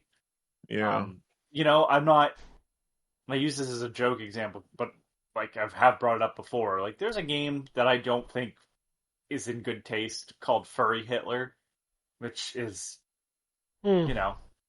yeah, and it's got sexual content in it, which I thought when I got sent a picture of that, I thought it was a joke, and it's like, no, this is actually a game on Steam, and it sure enough is. And, that's how I found out you could block games from being viewed, like so it doesn't even come up in your queue, discovery queue. But I also am not going to tell someone they can't buy it. Like, I don't think there's really any. It's weird and not in good taste, but it's also not like probably going to cause the collapse of society. I mean, you don't know. I think there's a lot worse things in the world that would be more likely to cause the collapse of society. We'll see. At this point in time. All right, some media updates. Far Cry TV series is reportedly in the works at FX from Rob Mack of Always Sunny and Hawley of Fargo. Also a lot of words. I watched an episode of Always Sunny. That's not for me. People talk about it. I've never seen it, so. They do. Yeah, I have a friend that talks about it all the time. So I watch Abbott, just real quick. Sorry, we go on tangents all the time. I watched Abbott Elementary, and they did a crossover episode with Always Sunny. And so they did, like, the Always Sunny people were on Abbott first. And then I think because Always Sunny just started, like, last month or something like that. So I watched the crossover episode from their perspective. And then I watched, like, another of, like, their normal episodes. And I'm like, no, this isn't funny to me. This isn't like, are all those people like, do they have a problem? Like, does anybody watch that show? I do. Yeah. I don't watch the show. I own 10 seasons of it on DVD. Oh shit. Okay. You love the show. All right. Okay. Yeah. So explain, like, what's the deal? Like, are they okay? What's the deal? Generally, the only person that you can kind of go, oh, is that like Charlie's character, Charlie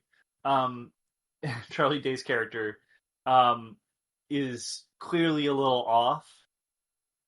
Like, yes. He's the sort of weirdo one. And then you kind of find out, like, oh, that's because his whole family is kind of weird. But everybody else is, Mac is dumb. Dennis is a sociopath and potentially a murderer. and D is Definitely was getting those like her vibes. brother.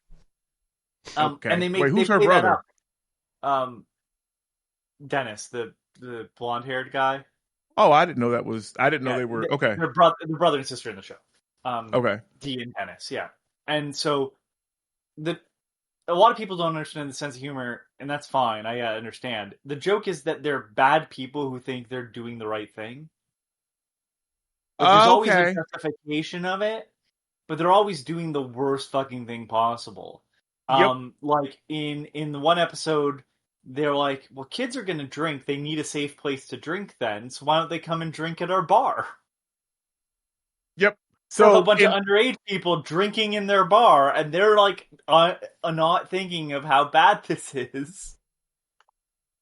They were in the Abbott Elementary episode, for instance. Now this makes sense. Okay, now I still don't think I'm going to watch it, but I get the humor, what they were going for, because I was fucking confused. But like, Charlie Day's character was like, hey, because they're volunteering at the school because they got in trouble with the police or something. And they're like, hey, we need our basketball team for this, whatever school that is in their neighborhood sucks. We could recruit some kids from here and get them on ours. And so he's like, got this three kids in front of him, like, yeah, so, you come with us and, we can come to this team. And basically it sounds like he's going to be a child molester is, the thing. So he was trying, to do something good, but it was awful way to go about it. I get it. They were trying to drum up business for the bar. So they hold a beauty pageant in their bar. And, Danny DeVito's character, Frank, doesn't realize he's holding a young girl's beauty pageant, and he gets very uncomfortable. So his whole thing is like, they're gonna think we diddle kids, so we need to write a song like, "We do not diddle kids, we do not diddle kids." It's I think God. That's gonna cause more problems. It's a lot of that where it's like they don't. The best episode is probably there's two that I would say are the best. One is the Die Hard episode where the weirdo fucking siblings come by their bar and like hold them hostage, and Danny DeVito's character is John McClane, essentially. Oh wow, okay. Climbing through the fucking fence of the bar. And the other one is it's all done inside a house, and they're inside a house because they're trying to steal back something they thought was stolen from the museum. And the family comes home while they're in the house, and they're all hiding in the closet, and they're not sure how they're going to get out because now the people are there. And Charlie can just seem to come and go from the house at will. Like, he can walk through the house and doesn't get caught, but everybody else is really worried about getting caught. And they're trying to build up, like, there's a lot to that show. It's just there's some really smart episodes now. But it's always like, what's the most, like, they're not evil, they're just stupid. I get it now. They're Dennis just stupid. Definitely is evil, because like Dennis, there's a lot of references to him potentially being a serial killer. Yeah, he was like making coffee for everybody at the school, and it had some weird combination. And because like Abbott Elementary is like a documentary, and like he was like sketchy about being on camera and stuff, and like he was only in that one scene, and he was like, "Nope, I can't do this anymore." And like you didn't see him for the rest of the episode. Like so the most famous, I think, scene from that show is because of the implication, and that's Dennis saying that, where it's like, why do you think we bought a boat? Because we get them out on the water. And they might not want to have sex with you, but they're not going to say no because of the implication. And Mac's just like, I don't get what you're saying. It's like, well, there is no... He's like, are these women in danger? Dennis is like, no, these women aren't in danger. There's no danger. Nothing's going to happen to them. But they don't know that because of the implication. Jesus Christ! Yeah, right. And there's just like, what the fuck are you doing? And Dennis keeps getting like weirder with it. And Mac's like, yeah, I'm not. This sounds like people are in danger. Right. Yeah. Okay. One more That was a media. long segue. I'm sorry. Go ahead. No, man. you're fine. One more media update. Sony is apparently working on a Last Guardian movie. Oh, yeah. Which one was that? Oh, The last- the white dog thing, right? Yeah, the big the dog. last, Big dog. Big dog. Big Ico dog. game. Yeah, like Ico. Yeah. I don't think I played it. Was it good? Did y'all play it? No. The team I Ico did not game. play it. Okay. I'm not so Shadow of the I'm so Colossus. tired of their games. I'm sorry. I just don't care. I love their Gotcha. games. It's not Shadow of the Colossus, and that alone is kind of an issue. So It's kind of an Um, issue that it's not Shadow of the Colossus. yeah, because Shadow of the Colossus is their best playing game, that's and I love Ico. unfortunate. I definitely Shadow of the Colossus is, if I was going to pick one of their games, it's the one I would pick. That game is, I enjoyed that game. It's an amazing game. I love the world in that. The oddity of like, why is this world abandoned? There's so much shit there. All that stuff, great. Ico had a lot of that too, and so does. But it's just like those games don't play as well as Shadow of the Colossus, quite frankly. And I know Shadow of the Colossus has some weird controls, so you can only imagine. Lollipop Chainsaw Repop sold 300,000 copies. That's very low. Yep. And all those most of those people already had the original. Mm-hmm. Inzoi is coming to PS5 in early 2026. The only reason this news story comes up is because I don't know if they were looking for attention, but this is another one of those, we're not working on an Xbox version, but we might. Oh yeah, I saw that. So we have here's the response, everybody. Free advice. If you don't have an Xbox version planned, just go. Yeah, we are a little. We're a smaller team that wasn't in our original plans. We'll work on it if we can. Done. None of that. Like, if there's enough interest or whatever. It's just like, just be honest. Like, you didn't plan for it. That's fine.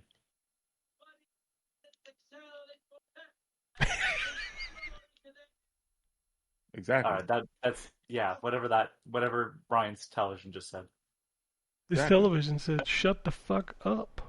That's what this television said. No, Ryan's gonna say that to me. That's the rumored next two Resident Evil remakes are Resident Evil 0 and Resident Evil 5, with 0 coming first, and we won't see either. Veronica.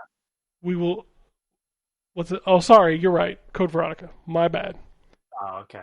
Resident Evil 5 is not. The thing about Resident Evil 5, according to this rumor, is we will not see it in the 20s. Okay. Resident Evil Code Veronica and 0 are the next two, with 0 being the first one, and we will not see either of those until at least 2027. Yeah. I mean, I get Code Veronica before 5, at least, even if it's just for Wesker's sake, because he has more of a, But I really just want 5. I ain't gonna lie, but that's fine. I know it's a hot take. I'd rather have man. Code Veronica than 5. I'd rather have Code Really? Veronica than 5. I really like 5. I like 5 a lot, but it's like I also like 5 as a co-op game, which none of these remakes have been. Well, and you know what? When I was going to say that, I think because my fondest memories were 5, because I don't think I ever played it by myself. Like, I played it with a friend of mine, someone I'm not even friends with anymore, but had a blast, and that was, what I miss about 5. But yeah, I guess maybe Code Veronica, the single player ones are the way to go. Fast and the Furious Arcade Edition was announced coming this fall. If you don't know what that is, that's a fucking cruising game.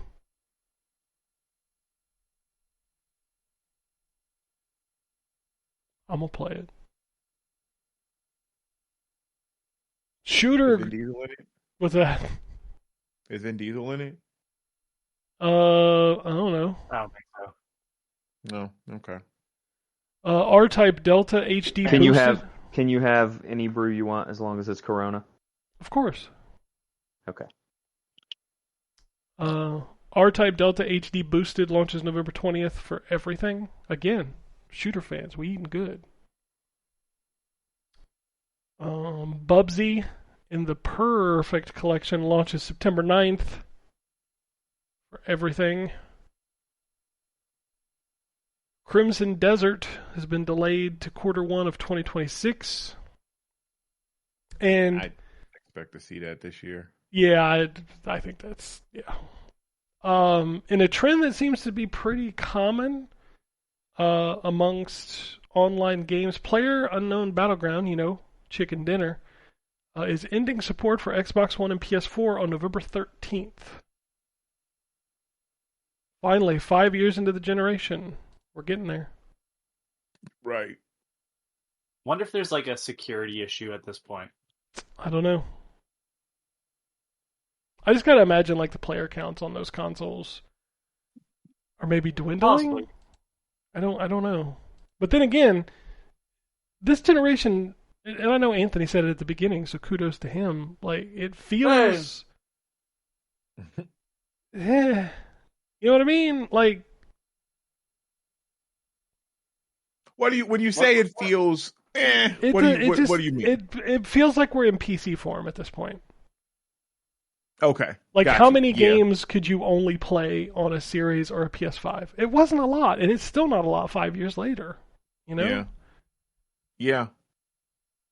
We need to stop and we've said this before. I think all of us, a lot. The focus on fidelity and graphics needs to not. We need to stop that. We've reached the peak here. We don't necessarily doesn't need to be photorealistic with ray tracing and lens flare and all this stuff. Like, man, can we just get back to a game being fun with a good story? I'm sorry, and I know this will upset some people. I think ray tracing is the biggest fucking downfall of gaming this generation, because I don't like. You'll get these people that make these videos like, This with ray tracing, it doesn't look as good without the ray tracing. I'm like, bitch, I wouldn't notice until you pointed it out. That somebody was using, the frowned upon screen space reflection. Like, if we add ray tracing to make this thing happen that I didn't know was happening in the first place, my frame rate tanks. I just don't. But it looks good. I don't give a You're fuck. supposed to be okay with it because it looks good.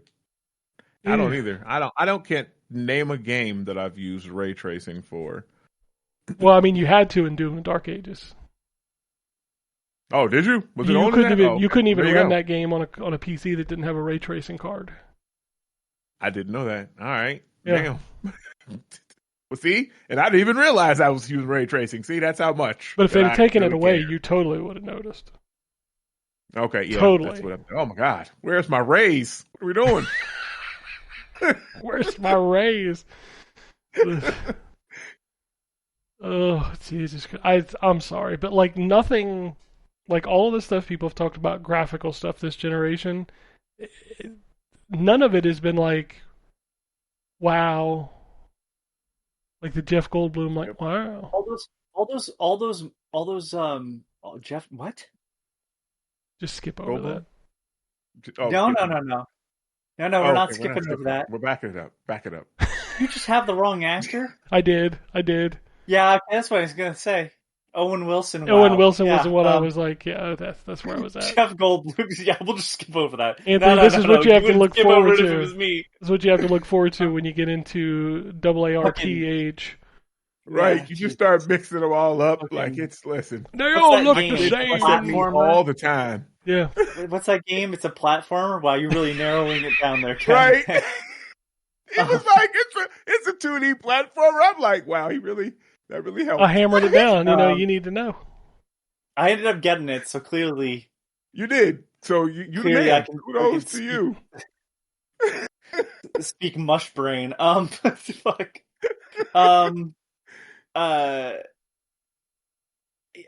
mean, like we were talking about shitty 360 era games, earlier, and like all those games, for the most part, it's like they'll kind of look like shit because the art direction was try to make it look realistic. The brown gray generation. Yeah, the brown and gray generation, and it's like I don't think we ever moved past that. It was just like, oh, we've discovered that there's more colors. Like, okay, exactly.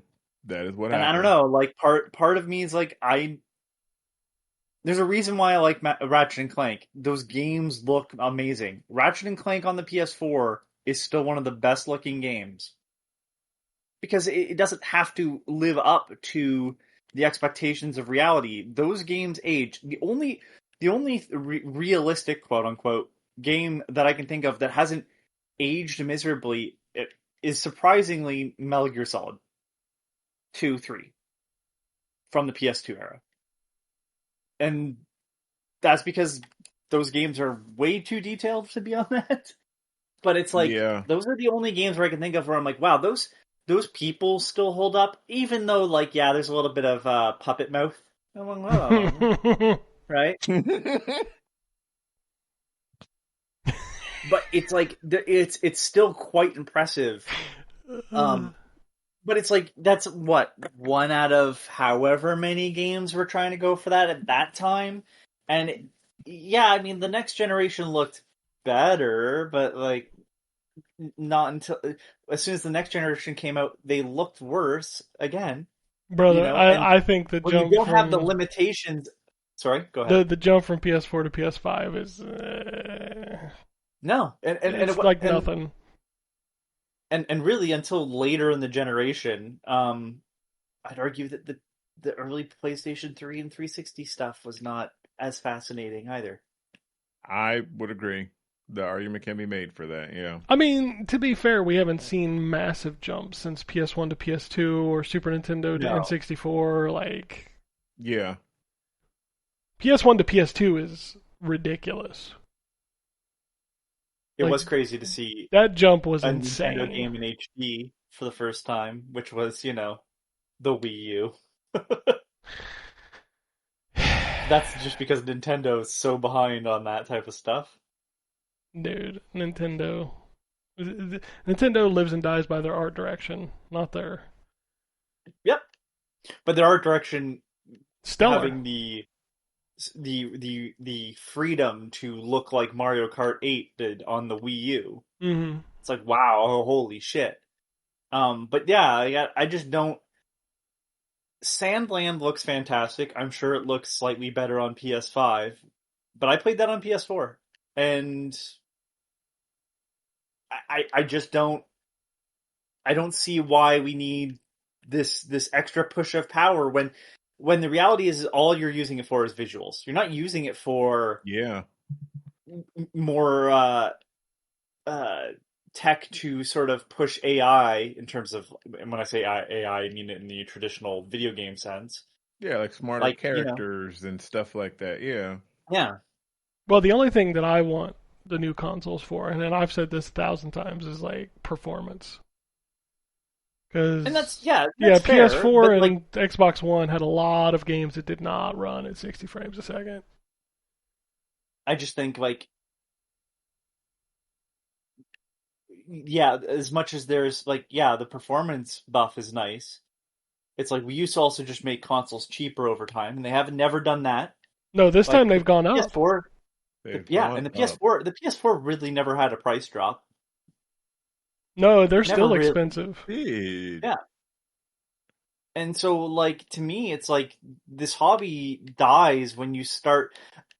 Part of the thing with like Roblox being such a big hit and Fortnite, so you can play them on your fucking phone. You can kind of play them anywhere because they're not really these big demanding games, and they make a ton of money. And instead of learning the lesson of, hey, maybe we should make something that's interesting and fun to play, they take away the idea of, well, it needs to be a live service. And it's like, well, no, you need to, first off, you need to not spend $1 billion making it.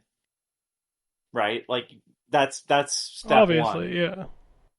And step two, it's like, if you build something interesting, people will continuously come back to it. Like, does live service potentially have an aspect of it? Yeah. Yeah, sure. But, like, that is not just the main thing there, because originally Fortnite wasn't something that people were playing because it was a completely different game.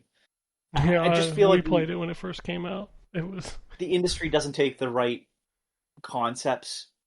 I was explaining because a friend of mine was talking about Lollipop Chainsaw to me, and I was like, you know who wrote that? And she's like, yeah. I'm like, okay. But I'm like, Suda51's interesting because she's like, it's so ahead of its time. I'm like, well, that's because Suda51 doesn't make games like other people make games. He's always weird. And then I was reading up on his philosophy. And he's like, yeah, everybody just makes copies of shit. He's like, I'm trying to make something different. And it's like, yeah, it's amazing that like those games linger in the minds of people longer than most crap that comes out, even if they're just, unfortunately left at cult status. It's like, but if you budget for cult status, you're fine. Yeah. You have to budget for cult status. You can't, like, this is another, just to kind of continue on this conversation, there was another rumor this week. I don't know how true this is, but it wouldn't surprise me that Sony has once again canceled another game. It's Fair Games. I don't know what that is. That was the Jade Raymond game that she left. Oh, so she left and now the game is canceled. Yeah. Oh, okay. Which I think somebody did the math. Like 70% of the games PlayStation has announced this generation, they've canceled. That's because, and that's because, partially because, Jim Ryan had this big push, and I'm sure he's not alone in that. Because no, it's everybody's doing it. Yeah, it's this big push for this live service shit, and it's like one of the worst things Xbox did was make Arcane, and I'm sure some people will say, "Well, no, Arcane wanted to make that game, but like Redfall, did it need to be a fucking live service multiplayer game? No, it could have been a single player game, and when they added the single player mode, that game got better. Yeah, amazing. Like, not everything has to be a service game. Like, I was watching a video yesterday, I guess. Like, I know we've probably talked about this, but I don't know if y'all actually realize it. Come January, we will never be able to play Anthem again. Oh, yeah. No, I know. I own it on disc. But you won't be able to play it. It has to connect to the internet. I know. That's crazy. Like, it that joins game could... Chrome Hounds in the bowels of history. Oh, I didn't know Chrome Hounds couldn't be played anymore. I never got into that game, but that was great. That did. Chrome Hounds has been a a coaster for a long time. Damn. Sit it right next to my Mag disc. Mag? Yeah, yep. I know Mag. Man, Mag was so much fun. Dude, I loved Mag. I played the shit out of that game. There was never a full lobby, though, ever. No, it wasn't. No, it wasn't, but that game was so much fun. I mean, I understand PvP games, when they go offline, you'll never play them again. But Anthem you could play by yourself. You could play it by yourself, yeah. You could do everything in it by yourself, actually. You didn't have, raid That's stuff. the reason why the Stop Killing Games initiative is out there. Because, these devs never follow up with their plans. And then they shut this game down, and then it's like, and if you set up a server, we'll fucking come after you. It's like, what are you doing? Like, the money you spent to come after somebody could have been used just to leave the fucking thing up. Right. It probably would have been less, those server fees, yeah. Like, that's the reason why that City of Heroes story is, so impressive that they were like, yeah, no, fuck it. Fine. Like, I don't give a shit if Mag is not playable anymore. Like, what would be the point of it being live if nobody's playing it, kind of deal? Right. But when you have a single player component that you could play by yourself, I don't understand why you would ever shut that off. It's weird. Chrome Hounds had a single player component, didn't it? I didn't play it. It did. Yeah, it was basically like Anthony said, it was like for training, or it taught you how to play the tutorial kind of thing. Like a bot match kind of thing. Yeah. So, I don't know. I have one last rumor that if it happens, it's going to be so delicious. The salty tears. There's a rumor floating around that that PlayStation has 2 more games that they're going to announce for the Xbox this fall. One of them is Lego Horizon Adventures, which makes sense. No, that's the surprise. I Yeah. can see that. Yeah. The other one is Horizon HD remastered. Oh shit! Aloy in them? Yeah, Aloy's gonna be on Console Xbox. Wars is over. We're done. It's wrap. Let's just all play games and be happy again.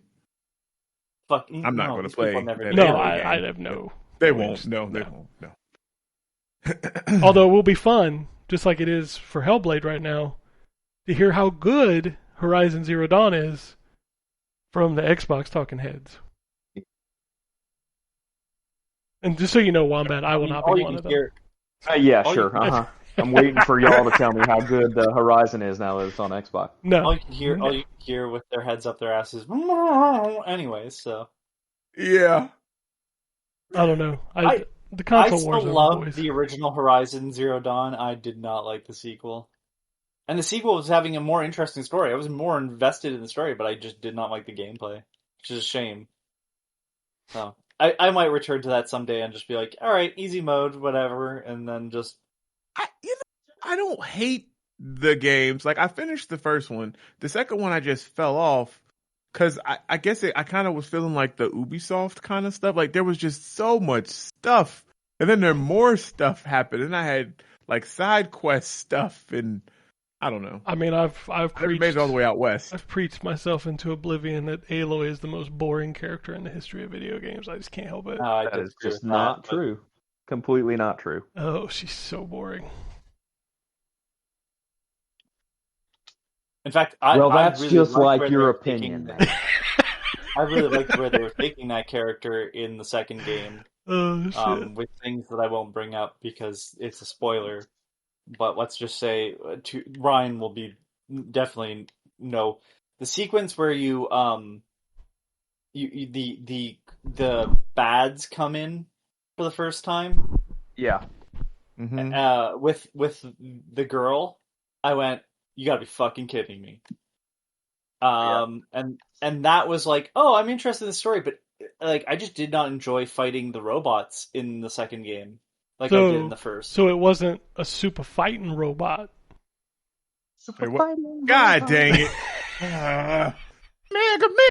I hate you. Anyway. And that's odd. And Anthony, I know your big. your big thing was that they changed the one weapon that you used The Rattler in the first game.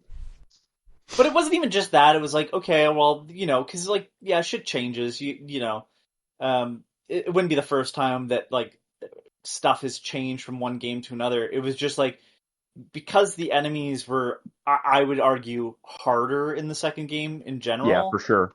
Yeah. It was like, all right, well, you've now taken me out of my sort of game plan, and these enemies are harder to deal with, and now I'm just kind of like shooting a bunch of arrows, and like I just didn't feel like it was as much fun as the first game.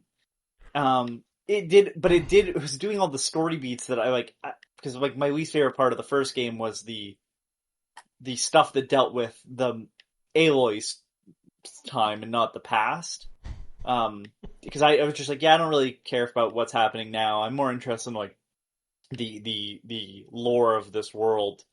And then playing the second game, it's basically like, all right, we heard you. Fucking who gives a shit about these modern day people? Like, let's talk about like the shit in the past. Because even the modern day people you meet, it's like their cultures are built around sort of which wasn't in the first game, where it's like their cultures are built around the artifacts that they have found in the environment and stuff. And I'm like, this is fucking awesome. But every time I fucking had to fight anything, I'm like, yeah, I'm not having a good time. And I would say it's Ashley Birch's best role. It just irritates me that she uses that voice for other characters and other things. She's the Troy Baker of female voice actors. I was about to say, No. I don't think she Troy changes Baker has her voice. but she's Tiny Tina. She's great in Tiny Tina too. But like that's a different voice. But she did like when she did the Batman Unburied, that was the voice she did for Yeah. Vicky Vale, and I was like, all right, I can just hear Aloy. Yeah. Troy Baker. Ugh. Anyways. He did a good Indiana Jones. He did a good He Joker. did a good Indiana Jones. He did a And good a good Joker. Batman. Yeah, he did do a Batman. Okay, when was he Batman? I think he's the only person that's ever played both for a actual like significant Joker and role, Batman? not just not just Batman. like a weird one-off. He's not going to answer your question. When I was he guess in not. Telltale. Yes. Or when was play he Batman? Oh, okay. Oh, the Telltale Batman. Telltale games. Okay, I didn't realize that was him. Okay, yeah, okay, that was okay. And Good. yeah, I didn't realize it was him. Joker in Arkham Origins, and then Wasn't he's very good at too. And wasn't then, Ben from Lost the Joker in Telltale? What's his name? I can't think of I the don't actor's remember. name. Because I didn't watch Lost, so you say Ben, and I go, oh. Oh, he's also in fuck. There's another TV show that he's in. Anybody watch Lost? Know who Ben was from the others? Is that Milo I have watched Ventimiglia? some, but I don't remember who is who. All right, I gotta look this dude up now Milo in that show? 'Cause You know, I fell off of that show because I was pissed off, and I'm like, okay, this is what are enough we with doing? the fucking polar bears. Michael Emerson. Yeah. Oh, okay, I know. Oh, he was in that show was Jesus. Where they were like saving people from dying. You know what I'm talking about? What's it called? That show was Person of Interest. Jesus. Person of Interest. It was Person of Interest. He also played the Joker in Batman: The Dark Knight Returns, the animated movie. You know who? Oh, wow. Do you know who voiced Batman in that? Oh, that's not Troy Jensen, is it? Jensen does it in a couple. I can't remember. No, he's Red Hood Yeah, but he does Batman in a couple other ones too. in one of them. Yeah, that's true. No, it's Peter Weller, RoboCop himself. Wow. Yeah, you're right. It's Peter Weller. Oh wait, yeah, he does. Yeah, that is. He is voicing him. That being said, there is in one of the Batman, the animated series, they have oh god, what's the Legend guy's of the name? Dark Knight. My boy who plays Sam Fisher. Yeah, Michael Ironside. Michael Michael Ironside. Ironside voices him I in knew one what you was sequence. talking about. You go, yeah, that voice is perfect. Like I like Peter Weller's Yep. version, but like no, Michael Ironside is that voice. However, the Adam West reading the lines from The Dark Knight Returns is the one that gives me chills down my spine because it is I've heard creepy that. to hear him.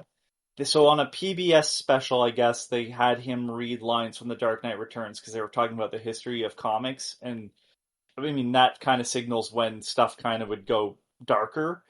And they had Adam West read lines from The Dark Knight Returns, and it's the "Everybody's got a mother" punk line. And Oh, wow. hearing Adam West say it, I'm like, it is a shame he never got to do that role because it is terrifying. Huh. The little warble in Adam West's voice naturally is like just, yeah, no, that I'll man's look gonna that up. hurt me. I I'll send couldn't. it to you. I'll send it to chat. I couldn't get over how many house actors are in the new Superman movie. That threw me off. There Oh, are really? a lot of them. Yeah. Yes. That was a good movie. There was a Yeah, lot I of enjoyed them. that movie. You know what's funny is this goes back to what we talk about all the time, where when you mention something, like you start getting served that. I mentioned watching Superman in the Discord chat, and I literally, when I pull up Twitter, it was all like, "This movie sucks." Like, You follow bad people.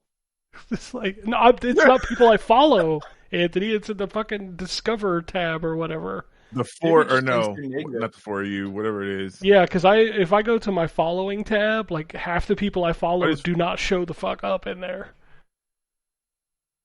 Twitter's broken. Definitely. But that's it for this week. Next week will be fun because we'll be talking about Gamescom. I know I'm already excited because they're making an announcement for the MK Legacy Collection at the show, which I think I already know what it is. And if that's what it is, I don't care. Mythologies, let's go! No, dude, it's not even that interesting. Apologies. I would buy that collection if they put Shaolin Monks on there. Dude, Shaolin Monks is never getting re-released. That's the PS1 game? No, Shaolin Monks No, was it's PS2, Xbox. And Xbox, That's yeah, it was on That's the Xbox. one that's the brawler and then has like you go into the battles, right? Because they ended up ripping that off for like Deception or something like that later on. No, it's a full-on 3D brawler. There is Okay. a thing where you have like an open world map in Deception that you wander around and find battles brawl, in, and but then it's not you like fight them. it's not like Shaolin Monks. No, Shaolin Okay. Monks is a straight up, like 3D action brawler. It's 100% what it is. Okay. Yeah, I Yep. never played that one. Oh, it's fantastic. You need to play it. Good. You should play that. Yes. Yep. It's a fantastic good. game. And it holds up. I played it about a year ago. It does. Yeah. I did too. Yeah, I played it with my sons. But if you want to send us an email, it's podcasts at ztgd.com. You can also follow us on Twitter and Blue Sky at ZTGD Radio. I checked. There's no tweets. There's no skeets. Aw. None. They don't love us no more. I'm telling you, man. Not enough drama this week. But that's it for this week. So unless anybody has anything else, we'll get out of here. Peace, bitch. Alrighty. And it goes something like this.